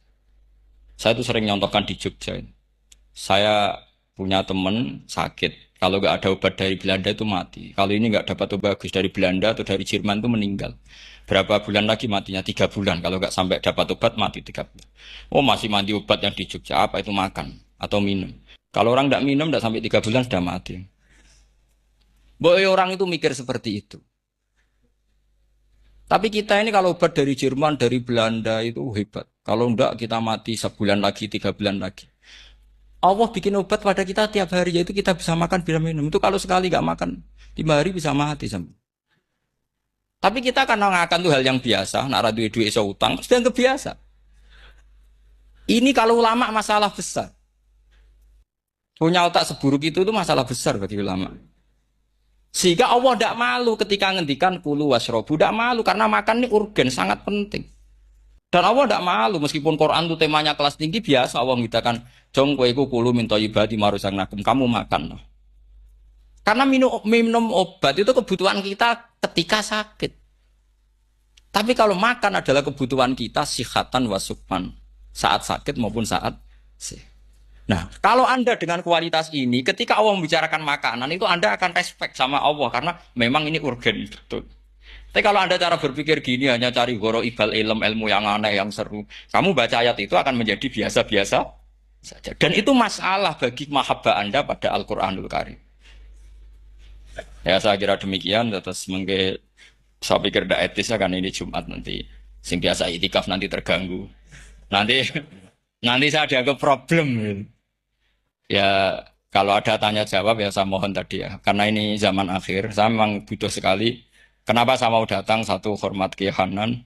Dua, saya memang ingin banyak mufassir lagi. Jangan hanya lewat baca terjemah kemudian merasa menjadi ahli apa? Quran atau ahli tafsir itu musibah besar, masalah besar. Ya pokoknya saya mohon lah. Ya setidaknya itu. Misalnya orang kafir, kamu cari saja orang kafir. Ternyata ada yang harbi, ada yang dhimmi, ada yang mu'ahad, ada yang musta'man. Lalu dalam tarik ada kafir Yahudi, kafir Nasrani, kafir ahli kitab. Kalau di fikih ada kafir yang lahum kitabun, ada yang tidak lahum kitab. Kalau yang lahum kitabun disebut ini kitabiah kholiso yang tidak. Itu kan beda-beda di fikih. Boleh nikahnya ndak, hilu dhabihatihim atau tidak. Itu kan detail sekali. Makanya saya mohon ini latihan detail. Oke, sampean tetap ngaji, sering khatam itu bagus karena mengumpulkan semua ilmu. Tapi sampean harus menganalisis secara apa? Saya dulu ngaji Mbah Mun Muslim ya kilatan. Tapi saya ngapalkan sama Gus Ibab. Gus Ibab putranya Mbah Mun dulu muridnya Said Muhammad. Saya itu tak pelajari lagi di rumah. Analisis lagi setelah besar sampai sekarang karena ya itu beda. Kita selalu Robbi Zidni apa? Ilmu. Misalnya begini contoh ya, contoh. Kita mungkin tahu maknanya ayat tertentu itu begini. Misalnya begini. Faqula lahu qawlan layyinan la'allahu yatadzakkaru aw yakhsha. Musa dan Harun, jika kamu datang ke Fir'aun, maka kalau ngomong, kalau dakwah itu qaulal layyinan, dengan dakwah yang halus. Nggih, qaulal layyinan. Ini bagi yang ekstremis harus baca dialek ini. Ini kisah nyata yang diceritakan Habib Zain bin Semit ketika ngarang Al-Manhajus Sawi. Juga diulang-ulang di beberapa kitab. Suatu saat ada ustadz, corong Jawa Kemelinti, datang ke Harun Ar-Rasyid. Harun Ar-Rasyid ini Banil Abbas, termasuk zuriyahnya Abdullah bin Abbas. Karena Harun Ar-Rasyid sebagai khalifah tentu salahnya banyak ya. Namanya pejabat pasti salahnya banyak. Meskipun kebaikannya juga banyak, tapi salahnya juga banyak. Kalau kita kan tidak pejabat, salahnya tidak banyak, tapi prestasinya juga tidak banyak. Iya kan misalnya ada tamu Raja Salman katanya hormat tamu wajib, kamu kan tidak bisa hormat. Karena dia juga tidak mau dihormati kita kan. Nah terus si Ustadz tadi datang begini. Saya itu masih hafal teksnya. Ya Amirul Mukminin, inni nasihun lak, famusyaddidun alaika, fala tajidanna ala nafsika, fi nafsika aliyah syai'an. Saya ini mau nasihati Anda. Tapi saya maaf sekali karena nasihat saya ini kasar sekali. Musyaddid itu kasar, keras. Fala tajidanna fi nafsika aliyah syai'an. Saya mohon jangan dimasukkan hati lah. Makanya terjemah bebasnya jangan masukkan hati. Katanya Harun Rasyid langsung marah. Uskud ya jahil. Kamu itu ustadz bodoh. Kamu tidak boleh keras sama saya. Dia masih bantah. Saya keras sama Anda karena Anda salahnya banyak. Terus apa kata Harun Ar-Rasyid? Inna wa ta'ala qad arsala man huwa khairum minka ila man huwa syarrum minni. Wa ma'adzalika qala ta'ala faqula lahu qaulal layyinan. Allah mengutus orang yang jelas lebih baik ketimbang kamu, yaitu Musa dan Harun. Musa dengan ustadz ini baik mana? Tidak sama jawab saja. Baik Nabi Musa kan? Ilaman huwa syarrun minni. Fir'aun dengan Harun Ar-Rasyid buruk mana? Buruk Fir'aun. Itu saja masih dengan etika faqula lahu qaulal layyinan. Musa dan Harun kamu harus sopan. Tidak wae Fir'aun wajib sopan, tidak wae aku ras sopan. Nah ini sudah iktibar. Dari terjemah netral atau terjemah yang datar. Bahwa Allah ngutus Musa dan Harun ke Fir'aun. Dan Musa dan Harun diharuskan kaulal layinan. Tapi menjadi energi mafhum yang luar biasa. Nak dakwai Fir'aun wae kaulan layinan, pun maneh dakwai podo-podo mu'min. Makanya kata Harun Rasyid, uskut ya jahil. Inna wa ta'ala qad arsala man huwa khairum minka ila man huwa syarrun minni. Wa ma'adzalika qala ta'ala faqula lahu qaulal layyin. Ya, saya kira demikian, saya kembalikan ke moderator.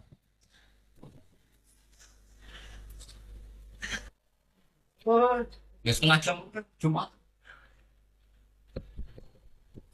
Jumat setengah jam apa nih? Alhamdulillah, penyampaian materi dari beliau telah selesai. Sangat menarik, gamblang, dan sangat jelas sekali, sehingga mungkin tidak butuh untuk kesimpulan dari moderator. Jadi dialog ada waktu 30 menit. 30 menit kami buka 2 pertanyaan dulu mungkin. Yang dari depan ada mic, monggo diparing nih. Niki Bapak Majroh nih. Satu orang satu pertanyaan Pak Nggih.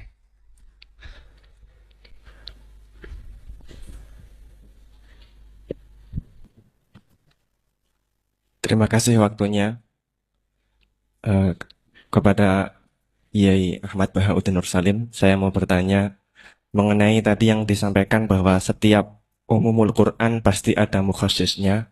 Ya, ketika dilihat zaman sekarang ada kelompok liberal yang mencoba untuk mengamandemen Al-Quran dengan tidak mengkaitkan konteks zaman dulu, malah mengkaitkan dengan konteks zaman sekarang.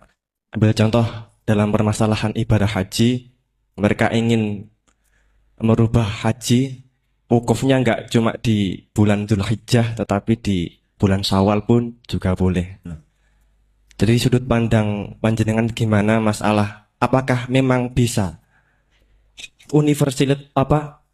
keuniversalan Al-Quran itu pada zaman sekarang dibuat sesuai konteks sekarang? Itu saja. Sampun. Oke. Nggih. Penanya kedua, monggo.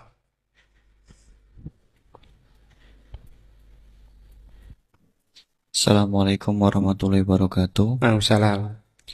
Dumateng Yai, ini ada pertanyaan tentang penafsiran Al-Quran berdasarkan ilmu sains. Eh, untuk abad sekarang, kita mengenal teori ledakan besar yang sudah sangat populer. Namun walau demikian ilmu ini masih dalam bentuk zon yang wakilnya hakikatnya kita belum tahu dan belum yakin secara pasti. Namun teori ledakan besar ini kemudian disinkronkan dengan Al-Quran dengan penafsirannya bahwa ternyata di dalam Al-Quran itu sudah ada teori ledakan besar.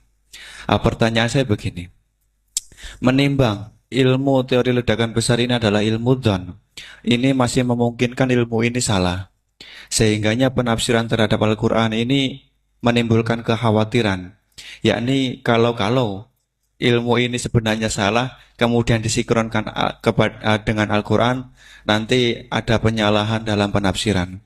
Namun sisi lain terdapat kebaikan, yakni ada banyak orang bicara bahwa Al-Quran turun sekian ratus tahun lalu, ternyata di dalamnya memuat teori ledakan besar yang baru muncul abad modern ini.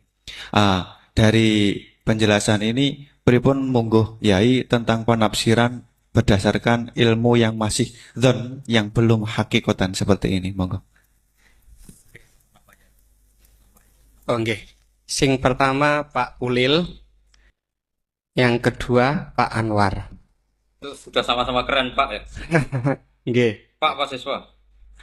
Pak Ulil apa Ulil? Ulil. Pak Ulil. Ulil apa? Ulil Absor. Sudah Ulil Afsar, sudah bener ya. Itu namanya sudah bener. Nggih. Kedua Anwar ya? Kedua Pak Anwar. Sudah gitu dulu. Cekap dua dulu. Sing pertama mungkin nek anu jenengan niki pertanyaan yang pertama, apakah keumuman Al-Qur'an bisa ditaksis sesuai konteks sekarang? Konteks sekarang kekinian niki. Niku pertanyaan yang pertama. Pertanyaan yang kedua, kejadian sains yang sesuai dengan sains, ilmu sains niku apa bisa juga dibenarkan ditafsirkan ke Al-Qur'an? Mengingat ilmuwan-ilmuwan sains sekarang mengatakan bahwa Al-Qur'an itu banyak yang sesuai dengan sains akhir-akhir ini. Nah, seperti ledakan besar niku kalau diarahkan ke Al-Qur'an, apa memang sains itu sebenar-benarnya persis dengan Al-Qur'an atau masih ada kemungkinan nggak sama? Hafal Quran tuh. Buatan apa belum? Tapi hafal juz 30. Nggak betul. Enggak.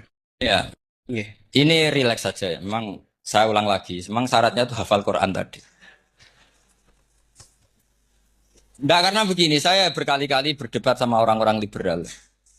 Sekarang saya tanya, mereka kan senang sekali ya mengutip ayat la ikraha fiddin, bahwa dalam agama itu tidak perlu pemaksaan. Sebetulnya ayat itu jelas ada terusannya qad tabayyana rusydu minal ghayy. Yang benar tentu begitu jelas. Terpisah betul begitu jelas, yang benar ya benar, yang salah ya salah. Sehingga kita tidak perlu memaksa orang, misalnya 2 ditambah 2 itu 4, terus kamu paksa. Kalau nggak mengatakan 4 tak penjara, itu tidak perlu. Kalau orang waras pas bilang 2 tambah 2 4, 1 tambah 1 2. Kebenaran la ilaha illallah itu seperti itu. Kebenaran yang begitu nyata sehingga tidak butuh dipaksa. Jadi sebetulnya la ikraha fiddin itu konteksnya karena kebenaran benar-benar sudah punya eksistensi yang nyata. Untuk diakui itu tidak butuh pemaksaan. Orang seluruh Indonesia kan bilang 1 tambah 1 itu 2. Nggak usah diintimidasi, nanti ditangkap Pak Gatot. Ya tidak perlu. Makanya terusannya aja. Lah repotnya sekarang santri-santri kalau pidato khitobiah di pondok-pondok ya diputus kayak orang liberal. La ikraha fiddin. Itu belum wakaf, masih qad tabayyana rusydu minal ghayy.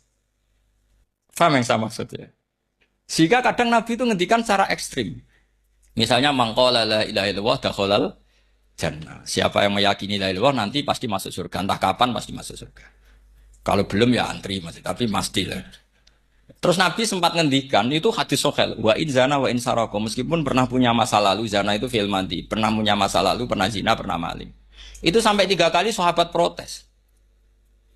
Tapi saya berkali-kali ngomong di ngaji di Jogja, di Bojonegoro, di rumah ngomong. Kebenaran yang absolut, kebenaran yang hakiki tidak bisa terganggu oleh perilaku sosial. Bukan masalah seakan-akan hadis ini membolehkan zina, itu tidak mungkin. Inna wa la ya'muru bil fahsya. Allah tidak akan nyuruh hal yang buruk. Tapi saya beri satu logika, satu analogi. Kalau rektor Al-Azhar kamu tanya, 1 tambah 1 berapa Pak Rektor? Pasti bilang 2. Kamu tanya Amrozi ya bilang 2. Kamu tanya Pak Ahok ya bilang 2. Kamu tanya Anies Baswedan ya bilang 2. Tanya Pak Nusron dia jawab 2. Tetap sama, semuanya jawab 2. Karena kebenaran hakiki pasti absolut. Sekarang misalnya gini, ada ronte dari Hulu Doli misalnya. Kamu tanya, Mbak, 1 tambah 1 itu berapa? Pasti bilang 2. Jangan kamu mentang-mentang imam masjid. Saya tak jawab 3, saya kan imam masjid. Masa sama dengan lonte? Tidak bisa, kebenaran absolut itu pasti sama. Mbok rektor Al-Azhar sama siapapun ya jawabnya sama. Paham yang saya maksud? Sebab itu kadang Nabi ngendikan wa'in itu la ilaha illallah itu kebenaran absolut. Lebih absolut dibanding 1 ditambah 1 2. Sehingga kebenaran absolut la ilaha illallah itu gak bisa terganggu oleh apapun. Paham ya maksud? Nah itu maksud qad tabayyana rusydu minal ghayy. Kita tanya rival politik. Pak Jokowi kamu tanya 1 apa 1 ya 2. Pak Prabowo ya bilang. Bukan karena rival politik. Tadi Pak Jokowi jawab berapa? 2. Ya udahlah 4. Tidak ada seperti itu. Nah, itu disebut qad tabayyana rusydu. Nah, kembali ke ide tadi. Ide bahwa wukuf boleh di mana saja, terus boleh tidak syawal. Itu udah ide. Sebenarnya sampean mikir saja itu sudah kriminal. Berarti sampean ngapalkan pikiran salah. Ya?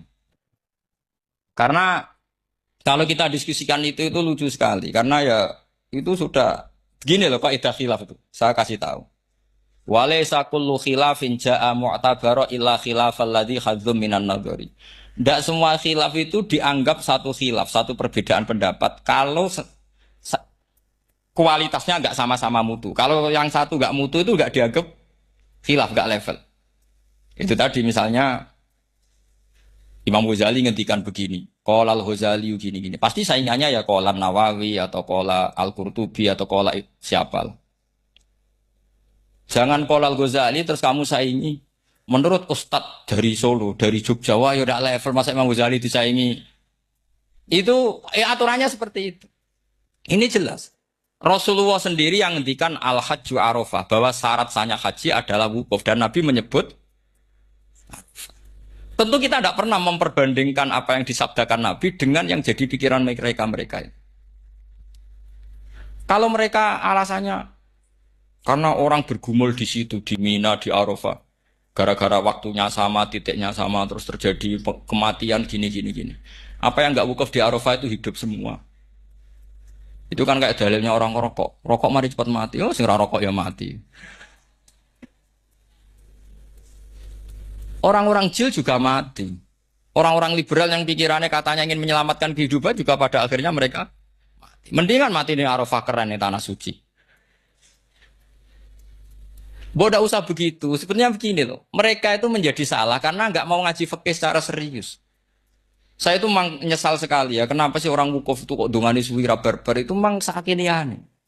Boy dungo aku yakin pangeran apian sedino itu tetap dituruti gitu aja gak usah lama-lama. Ya kata hikam kan gitu. Ngelingno pangeran udah suwi-suwi, sing perlu dielingno sing iso lali. Pangeran iso lali kok amen mbok elingno wae kan gitu cara madzhab hikam. Makanya kata madzhab hikam kan gitu. Wa inna ma yunabbahu man yajuzu alaihil ikhfal. Yang boleh diingatkan yang mungkin lupa. Tapi kalau masih ingat ya sudah tidak usah diingatkan lagi. Doa itu sekali saja. Saya ini termasuk korban kitab hikam. Saya itu berkali-kali ke Mekah. Itu saya kalau dongo itu pertama di Multazam berdoa. Itu saya sebagai santri, ya pas di Multazam ingin berdoa lagi. Tapi mesti spontan itu ingat hikam. Yang boleh diingatkan, yang mungkin lupa. Akhirnya bilang, ya sudah tadi Gusti, ya gitu dong. Di putaran ketiga bilang, tadi loh Gusti, ya gitu terus. Karena memang saya malu mengingatkan zat yang nggak mungkin lupa. Tapi sampean jangan ikut saya, ini kriminal. Ini termasuk sisi-sisi kriminal ilmu saya. Tapi ilmunya ada, sama cari di hikam. Wa inna ma yunabbahu man yajuzu alihil ikhfal. Yang boleh diingatkan, yang potensi lupa. Mungkin Anda punya dalih. Wah aku dongo mau nunjuk no butuh, Gus, tapi rakemin disembadani. Ya alhamdulillah aku yang ngono. Tapi tak pikir makom sampean tidak seperti itu. Tetap kepengen disembadani. Lalu pertanyaannya kemudian, kalau kita ngikuti fikih, sebetulnya nggak perlu menumpuk di Arafah. Sama cari di takrib, di mu'in, di semua bab fikih. Wukuf di Arafah itu sah dan tidak perlu muksun. Walau mutarodidan, meskipun hanya jalan-jalan. Bahkan di Fathul Mu'in diberi walau lagi, walau fitolabi abidin. Moro Arafah, golek duit ceblok atau golek apa, ini ya sah. Loh, andai kan semua melakukan itu ngesif muter saja kan selesai kan. Mari terus dodongkrok di situ lama-lama. Iya enggak? Zaman Fathul Mu'in dihentikan walau mutarodidan, lewat tok itu sudah sah. Bahkan walau fitolabi abidin, meskipun tidak punya niat wukuf. Pokoknya ke situ, ya sudah nyari-nyari apa. Sing mari menumpuk gara-gara semua itu ingin ideal. Wah mumpung di Arafah, ngentekno Tegal, ngentekno sawah, wah sudah. Makanya kalau haji itu sama orang yang ngedol Tegal, mesti seru. Wah itu nangis. Haji ke orang alim atau orang KBIH gak iso nangis karena malah badi kan dia kan gak pati iso nangis mesti itu. Nah ini kan, nah ini penting saya utarakan. Jadi andikan orang itu ya haji kayak orang-orang alim. Setahu saya orang-orang alim kalau haji ya biasa saja. Sekadarnya, karena ya dia tahu ini masalah karena nanti ganggu yang lain, sekadar. Karena kita ini berlebihan, akhirnya menumpuk di situ. Padahal fikih zaman dulu sudah mengatakan walau mutarodidan fitolabi abidin, jelas itu takbir. Masih ingat atau tidak takbir? Harus ingat kan? Jadi ini kan problem kita lagi-lagi tidak hafal, kita tidak menguasai ngotok fikih.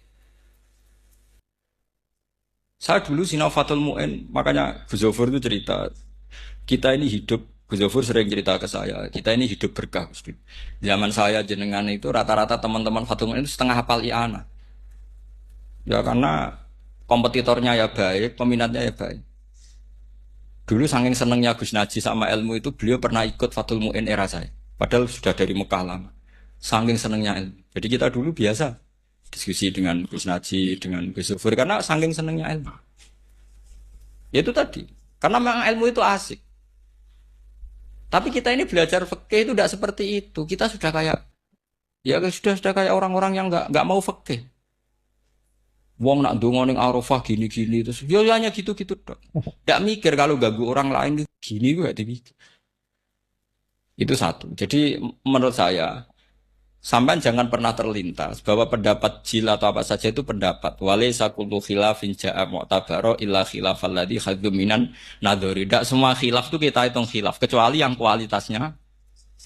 Kecuali begini kualitasnya agak sama. Misalnya sholat jenazah. Sholat jenazah itu trennya kan mayit di depan, terus imamnya itu di belakang. Nah itu boleh, ada ulama yang mengatakan nggak apa-apa. Sholat jenazah, jenazahnya di depan, mayat imamnya di apa jenazahnya di belakang, imamnya di depan. Meskipun itu tidak lazim, tapi masih masuk akal itu tadi fa'innal janazah laisat bimanzilatil imam. Piye jenazah ora imam wajib kok ngarep. Alasannya apa? Lo itu udah orang liberal itu kitab Mahalil. Kaul awal jenazah harus di depan, kaul sani tidak harus. Piye jenazah itu tidak imam. Coba alasannya di depan apa? Dia ada tidak imam. Kalau seperti itu masih khilaf karena sama-sama ulama. Dan khilaf ini dipraktekkan, tapi jangan di sini loh, karena jadi fitnah. Saman tak cerita nih, saman kalau haji itu tiap ba'dal maktubah ada sholat jenazah enggak? Enggak, saman jawab saja.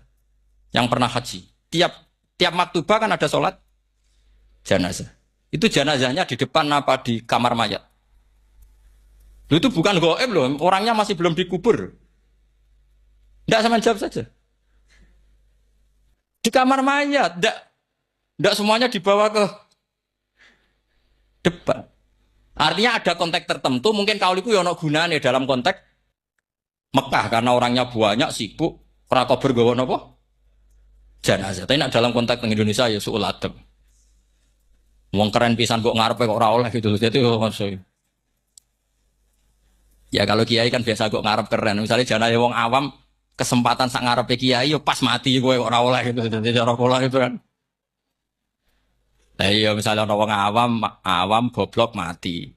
Jenazah dah kok nggak guri. Jadi yo apa jadi ngarepe kiai pisan kok ora oleh gitu loh. Jadi merasa itu. Tapi kalau kamu mengatakan ini fardu ain, kalau nggak di depan nggak salah, alasan Anda apa? Ini tuh udah imam. Yang wajib di depan kita ini kalau imam. Nah seperti itu khilaf. Ini cerita khilaf. Mutu, alasannya sama-sama mutu. Koilnya yang punya pendapat ya sama-sama mutu karena diceritakan kita mahal. Dan dipraktekkan di Arab Saudi, yaitu banyak jenazah di kamar mayat, tetap sholat apa? Jenazah. Goib. Itu pernah saya praktekkan. Tapi sekali itu saja, mungkin tidak terulang. Pas kemarin Banafe Hajin. Banafe itu dekat jenazah itu tidak mungkin, banyak sekali. Gak sholat itu bengi-bengi tak ini nganti jam loro. Dan saya akrab sama beliau sering guyon sama saya. Sebelum meninggal tuh berkali-kali ya memang masih keluarga sama saya jadi sering guyon. Dulu sering guyon sama saya. Ya aku sebenarnya tenanan ini sering ngandani saya. Saya nggak ngira kalau mau wafat. Akhirnya saya itu ke masjid sama anak saya namanya Hasan. Aku nyolati Banafe. Pak kok nggak di depannya? Ya sudah ini darurat. Karena nggak mungkin mendekat beliau. Jadi ya itu tadi buktinya sholat gaib. Sholat gaib juga misalnya orang Kediri boleh nggak nyolati orang yang mati di NTT yang lebih timur boleh nggak? Boleh. Padahal mayatnya di belakang. Nah memang nggak imam. Lah kalau seperti itu khilaf. Ini cerita kalau seperti itu khilaf meskipun agak-agak kontroversi tapi kualitasnya masih waras lah masih bagus. Sama kalau nggak percaya cari di mahal di bab jenazah. Kalau mahalnya ada di Qalyubi tapi jelas saya yakin itu ada. Saya tidak donan yakin ya. Kalau nu mulang, ya mulang terus tidak punya masalah ingatan. Jadi ingat betul kalau takbir itu ada. Gitu. Jadi saya ingat betul kalau takbir itu ada. Nah terus pertanyaan kedua dari Kang Anwar tadi itu memang problem ya. Tapi itu bisa diatasi lewat seni menulis. Biasanya kalau seorang penulis, apalagi di Indonesia itu kan gampang sekali. Kalau kata itu bisa bias atau majas kan bisa dikasih tanda kutip. Dikasih tanda apa? Kutip. Itu memang nyata ya. Saya pernah berdebat berkali-kali. Saya kan satu tim ya dengan Pak Zeni, dia seorang profesor, juga pernah tanya Gus Wafi, putrane Mbah Mun saat di Syria. Zaman itu saya Abdul Al-Budi masih hidup. Saya itu punya komunitas dokter. Ini cerita nyata ya. Yang dia tanya gini, Pak Bahak, kita-kita ini ahli embriologi. Dan tidak pernah ada ceritanya ada segumpal darah dalam proses embriologi. Yang ada itu sekian zigot yang berhasil nempel di dinding rahim itu nanti yang jadi janin. Jadi kalau kita ngaji ada segumpal darah itu menjadi aneh bagi kita. Karena proses itu tidak ada. Ya saya jawab ya enteng saja. Ya kan yang bilang segumpal darah itu kiai kan tidak Quran. Makanya benar Kang Anwar tadi yang ngomong itu mufasirnya atau kiainya yang nerjemah. Kalau Quran hanya bilang min alakin. Iqra bismi rabbikal ladzi khalaq khalaqal insana min alaq. Alaq itu kan dari kata alaqa ya'liku alaqon, sesuatu yang nempel itu namanya alaqah. Makanya di Alfiyah ada wa ulqatun hasilatun ulqah itu sesuatu yang terkait atau yang menempel. Sehingga ya ya pokoknya kalau alaq itu artinya tidak harus segumpal darah, bisa sesuatu yang menempel. Sama cari di kamus, dicari sama dia kamus. Alika ya'liku menempel. Oh, ya oke Pak, enggak masalah. Nah, lalu kalau kita memaksakan itu bukti ilmiahnya Quran, ya resiko juga. Nanti ada penelitian yang berbeda. Makanya kita bisa memanfaatkan tanda kutip. Kalau lafadz itu majas. Atau kata itu majas, kalimat itu majas. Atau kita menganalisis secara balaghah min jinsi dzalikat dam. Misalnya begini. Saya kalau sedang benci Anda, saya akan bilang kamu itu membawa WC. Wong tak melete gawa WC ngalor ngidul. Karena di perut kita memang ada kotoran. Berarti kita ini WC yang melaku ngalor ngidul. Oke, itu saat kita benci manusia. Coba sampean lihat di kitab tasawuf. Faqih fatatakabbar wa anta kanafun minal aknam kan disebut. Kamu kok sombong kowe iku WC. Nah. Tapi nanti kalau kamu ngaji di alam rohani, kamu disebut laqad khalaqnal insana fi ahsani. Artinya bisa saja alakin ini benar-benar maknanya segumpal darah. Tapi dalam konteks manusia, jenis kamu adalah jenis segumpal darah. Bukan dalam proses embriologi mengalami segumpal darah. Kita masih bisa berkelit. Asal kamu ilmunya banyak, hafalaman banyak, tetap bisa berkelit. Problemnya kadang kita tidak punya ilmu. Loh ya ini kisah nyata. Jadi kemarin, entah tanggal berapa saya lupa, itu kan Kemenak datang ke Yai, ke Mbah Mun, ke Gus Yofur. Di antara usul saya seperti itu. Buat terjemah Kemenak, kalau yang terkait sain itu dikasih bahasa yang bias. Karena nanti kalau tidak bias, ini nanti ada penelitian, kelihatan Quran dianggap loh ya, dianggap salah. Sebenarnya salah yang terjemah. Atau kita yakin sesuai ilmiah, ternyata suatu saat ada penemuan yang berbeda. Kita bisa manfaatkan tadi, seni menulis tadi, misalnya tanda kutip, atau dipakai kata bias. Ya misalnya begini, contoh paling gampang tadi, misalnya kita bangga, misalnya Quran terbukti benar ketika mengatakan wajah ala bainahuma barzakha wa hijra mahjura, antara air tawar dan air laut itu ada pemisah. Kita mungkin ya setuju nyari-nyari ayat tentang Big Bang, tentang apa ledakan yang dahsyat. Tapi apapun itu teori itu bisa iya, bisa tidak. Nah itu kita bisa manfaatkan tanda kutip. Atau seni pakai lughat. Saya beri contoh seni lughat begini. Keyakinan santri yang di sini, yang di kewajian sini. Makhluk itu yang terkenal kan 3. Manusia, jin, terus setan. Sudah kan 3 itu. Keyakinan sampean manusia dengan jin sama apa enggak? Beda kan, katanya beda. Terus jin dengan setan itu beda apa sama? Enggak, sampean jawab. Beda, rata-rata santri fikih bilang beda. Karena jin itu bisa mukallaf, bisa sholat, bisa enggak. Kalau setan pasti enggak sholat. Tapi pecinta orang sholat dia, kalau orang sholat datang, penggemar dia, mau ganggu. Nah sekarang pertanyaannya gini. Lalu ketika para ulama mengatakan jin dan malaikat itu beda, jin dengan setan beda. Tapi di Quran itu ada loh ayat. Fasajadu illa iblis. Kana minal jinni fafasaqa an amri rabbi. Jelas ayatnya di surat Isra kalau nggak salah tuh. Kana minal jin. Karena ono sopo iblis iku minal jinni. Padahal tadi Anda yakin iblis dan jin itu tidak sekategori, tapi ayat itu karena minal jin. Caranya gimana gampang, sama cari di tafsir Baghawi atau tafsir Ibnu Katsir. Caranya adalah dianalisis secara lughat. Sesuatu yang enggak kelihatan atau yang gelap disebut jannah. Misalnya malam, kata Quran apa? Falamma janna alaihi lailu ra'a kaukaba. Karena malam itu gelap disebut jannah. Orang yang gila karena masturul akli disebut majnun. Karena madatul kalimah sama-sama jinnun. Madatul kalimah kan sama kan? Jim nun. Musyaddad berarti jim nun nun. Saya ulang lagi ya. Kalau malam disebut falam majana alaihi lailu.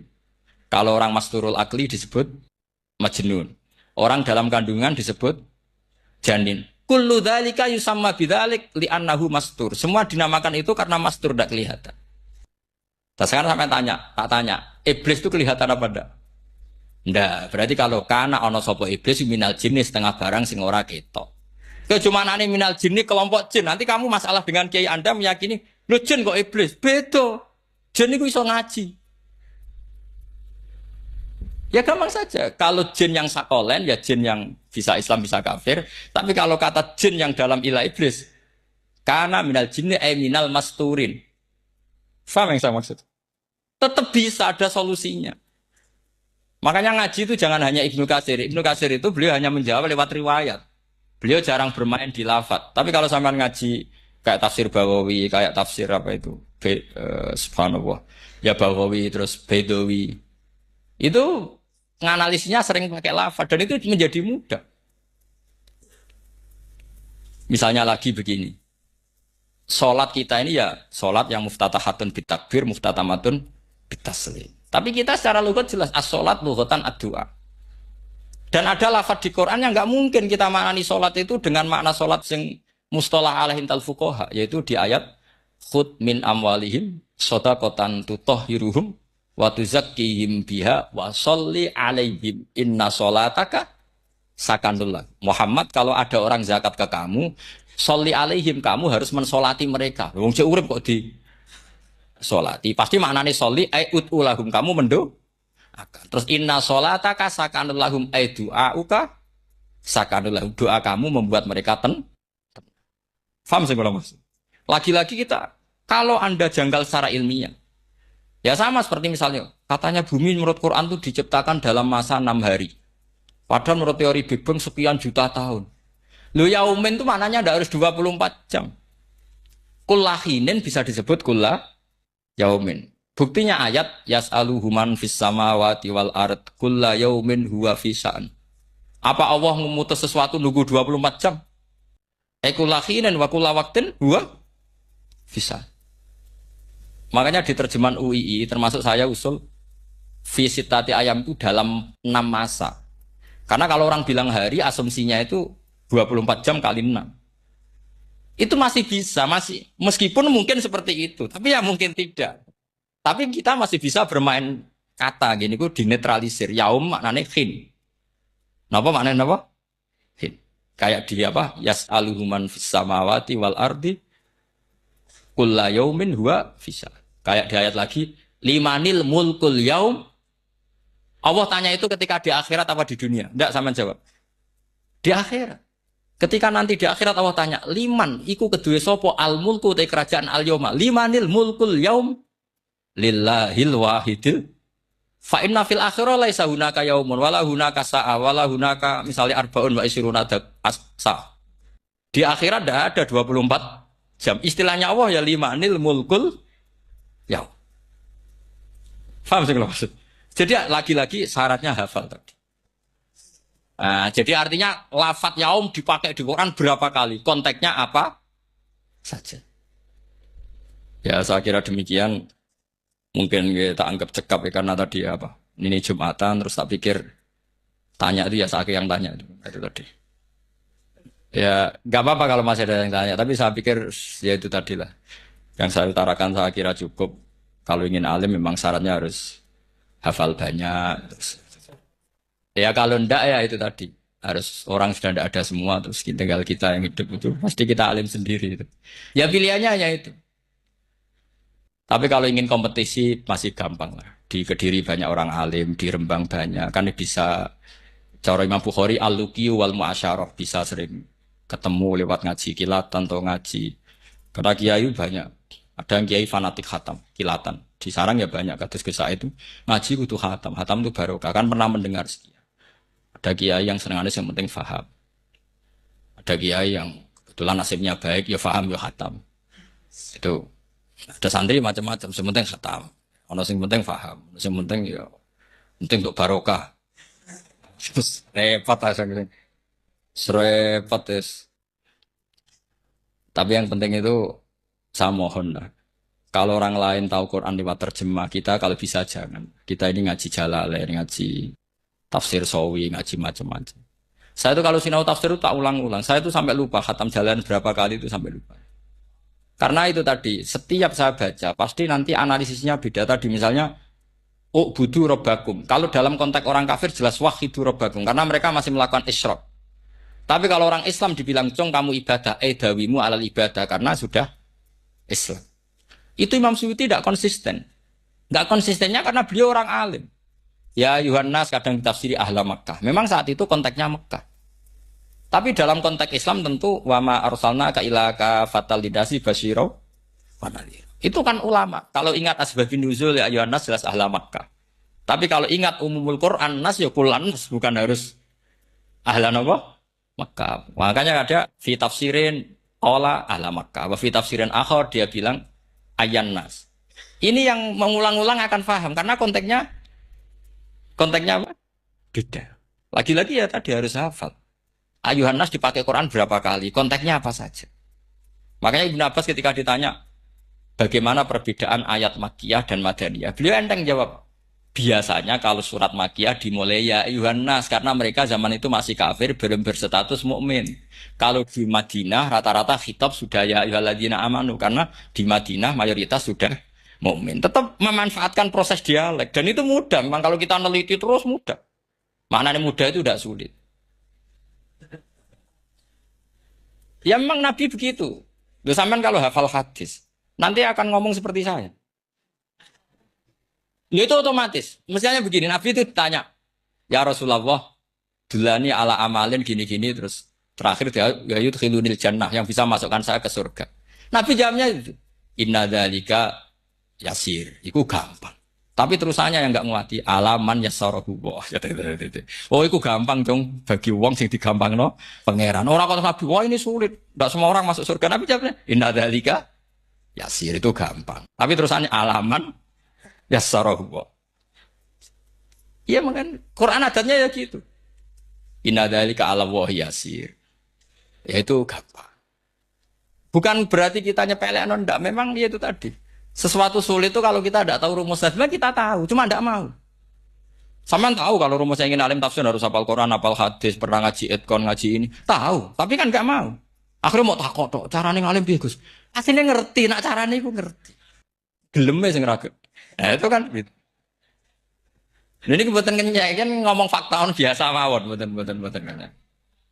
Ya seperti kamu mau ke Jakarta kan jauh, tapi tetap gampang caranya beli tiket gini-gini ya kan. Ya kalau ingin alim tafsir, satu hafal Quran, dua minimal setengah hafal Jalalain. Nanti kalau Jalalain janggal, kamu ngaji Sawi karena banyak juga Jalalain yang diprotes sama Imam Sawi, dikritik itu kan wajar ya. Sarah itu hanya membenarkan yang di matan ada masalah. Takrib kurang barokah, ya ada beberapa yang dibenarkan Sarah. Kayak takrib ngendikan mabit bimina sunat apa wajib. Kalau di kitab Fathul Qorib sunat, di Sarah dibenarkan kalau yang benar itu wajib. Takrib bilang sholat jamaah itu sunat muakkadah, di Sarah dibenarkan itu fardu kifayah. Ya sama di Jalalain kadang ada masalah seperti itu. Imam Suyuti meyakini satu hal, sama Sarah dibenarkan. Makanya ya Jalalain ya Sawi. Nanti setelah itu khatam semua belajar tafsir Bawawi. Nanti kan alim sendiri. Apalagi di desa kamu tidak ada orang alim, wah hebat. Kak, kamu jangan hidup di sarang, di Lirboyo, di daerah-daerah. Jangan hidup di Kuagen, nyari daerah yang aman. Aman dari kontrol maksudnya. Tapi yang jelas itu jawab dulu mudah. Kalau kamu menjawab sulit, kualat neraka. Lihat bagaimanapun Quran disifati Allah walaqad yassarnal Qur'ana lidzikri fahal mim mudzakir. Makanya saya tadi ngomong, kalau Anda hafal seperti saya, pasti cara ngomong kayak saya. Kita mau ngomong Quran sulit tidak mungkin. Kita ini ingat kalau Allah mensifati Quran walaqad yassarnal Qur'ana. Fakaifa wasafahu wa bil yusri wa anta taqulu bil usri. Bagaimana Allah mengatakan yusrun kemudian Anda mengatakan usr. Neraka sama bantah pangeran. Atau gini, kalau terpaksa ini sulit Gus, tapi sementara ini, pokoknya tambahi gitu. Lah nanti ya masih sulit, tapi ya bisa saja tidak sulit. Karena tadi bukti kalau Quran mudah, orang kafir ketika dibacakan yang nangis banyak. Raja Najasyi sebelum Islam dibacakan surat oleh Ja'far bin Abi Thalib nangis. Inna hadza wa manazala ala Musa lamin miskatin wahidah. Ini dengan Taurat pasti dari pintu yang sama, dari nur yang sama. Miskat itu nur. Faham nangis sampai wa idza sami'u. Sami'u itu belum Islam loh ketika itu.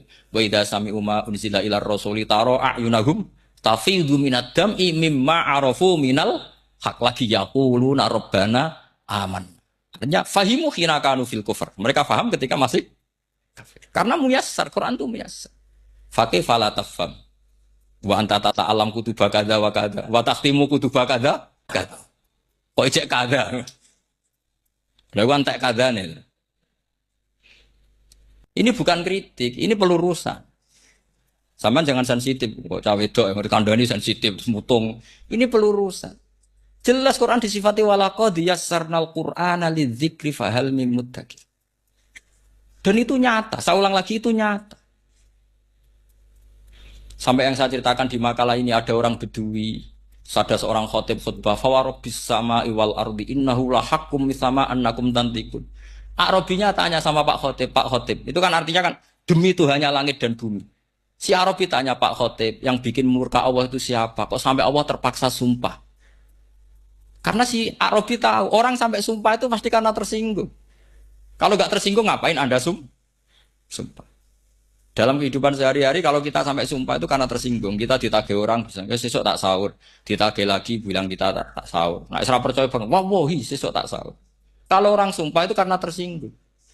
Ternyata betul. Sampai cek di Quran. Kalau Allah memulai surat dengan sumpah, pasti terusannya Allah itu duka atau marah karena sumpah itu untuk yang tersinggung. Makanya di Balaghah diterangkan kalau kaidah normal, kondisi normal kamu harus bilang Zaidun qaimun. Kalau mukhatab ada indikasi tidak percaya, kamu bilang inna Zaidan qaimun. Kalau selalu kelihatan tidak percaya, kamu harus bilang wallahi inna Zaidan laqaimun. Ya enggak di ilmu balaghah. Lah iya itu kan Arabi saja paham. Kamu yang ngaji Jawahirul Makna enggak paham kan aneh. Makanya itu penting. Lagi-lagi walaqad yassarnal Qur'ana lidzikri fahal. Ya doa ini bagian ustaz yang pun khusyuk niki kan donga ning bersane niki. Ampun.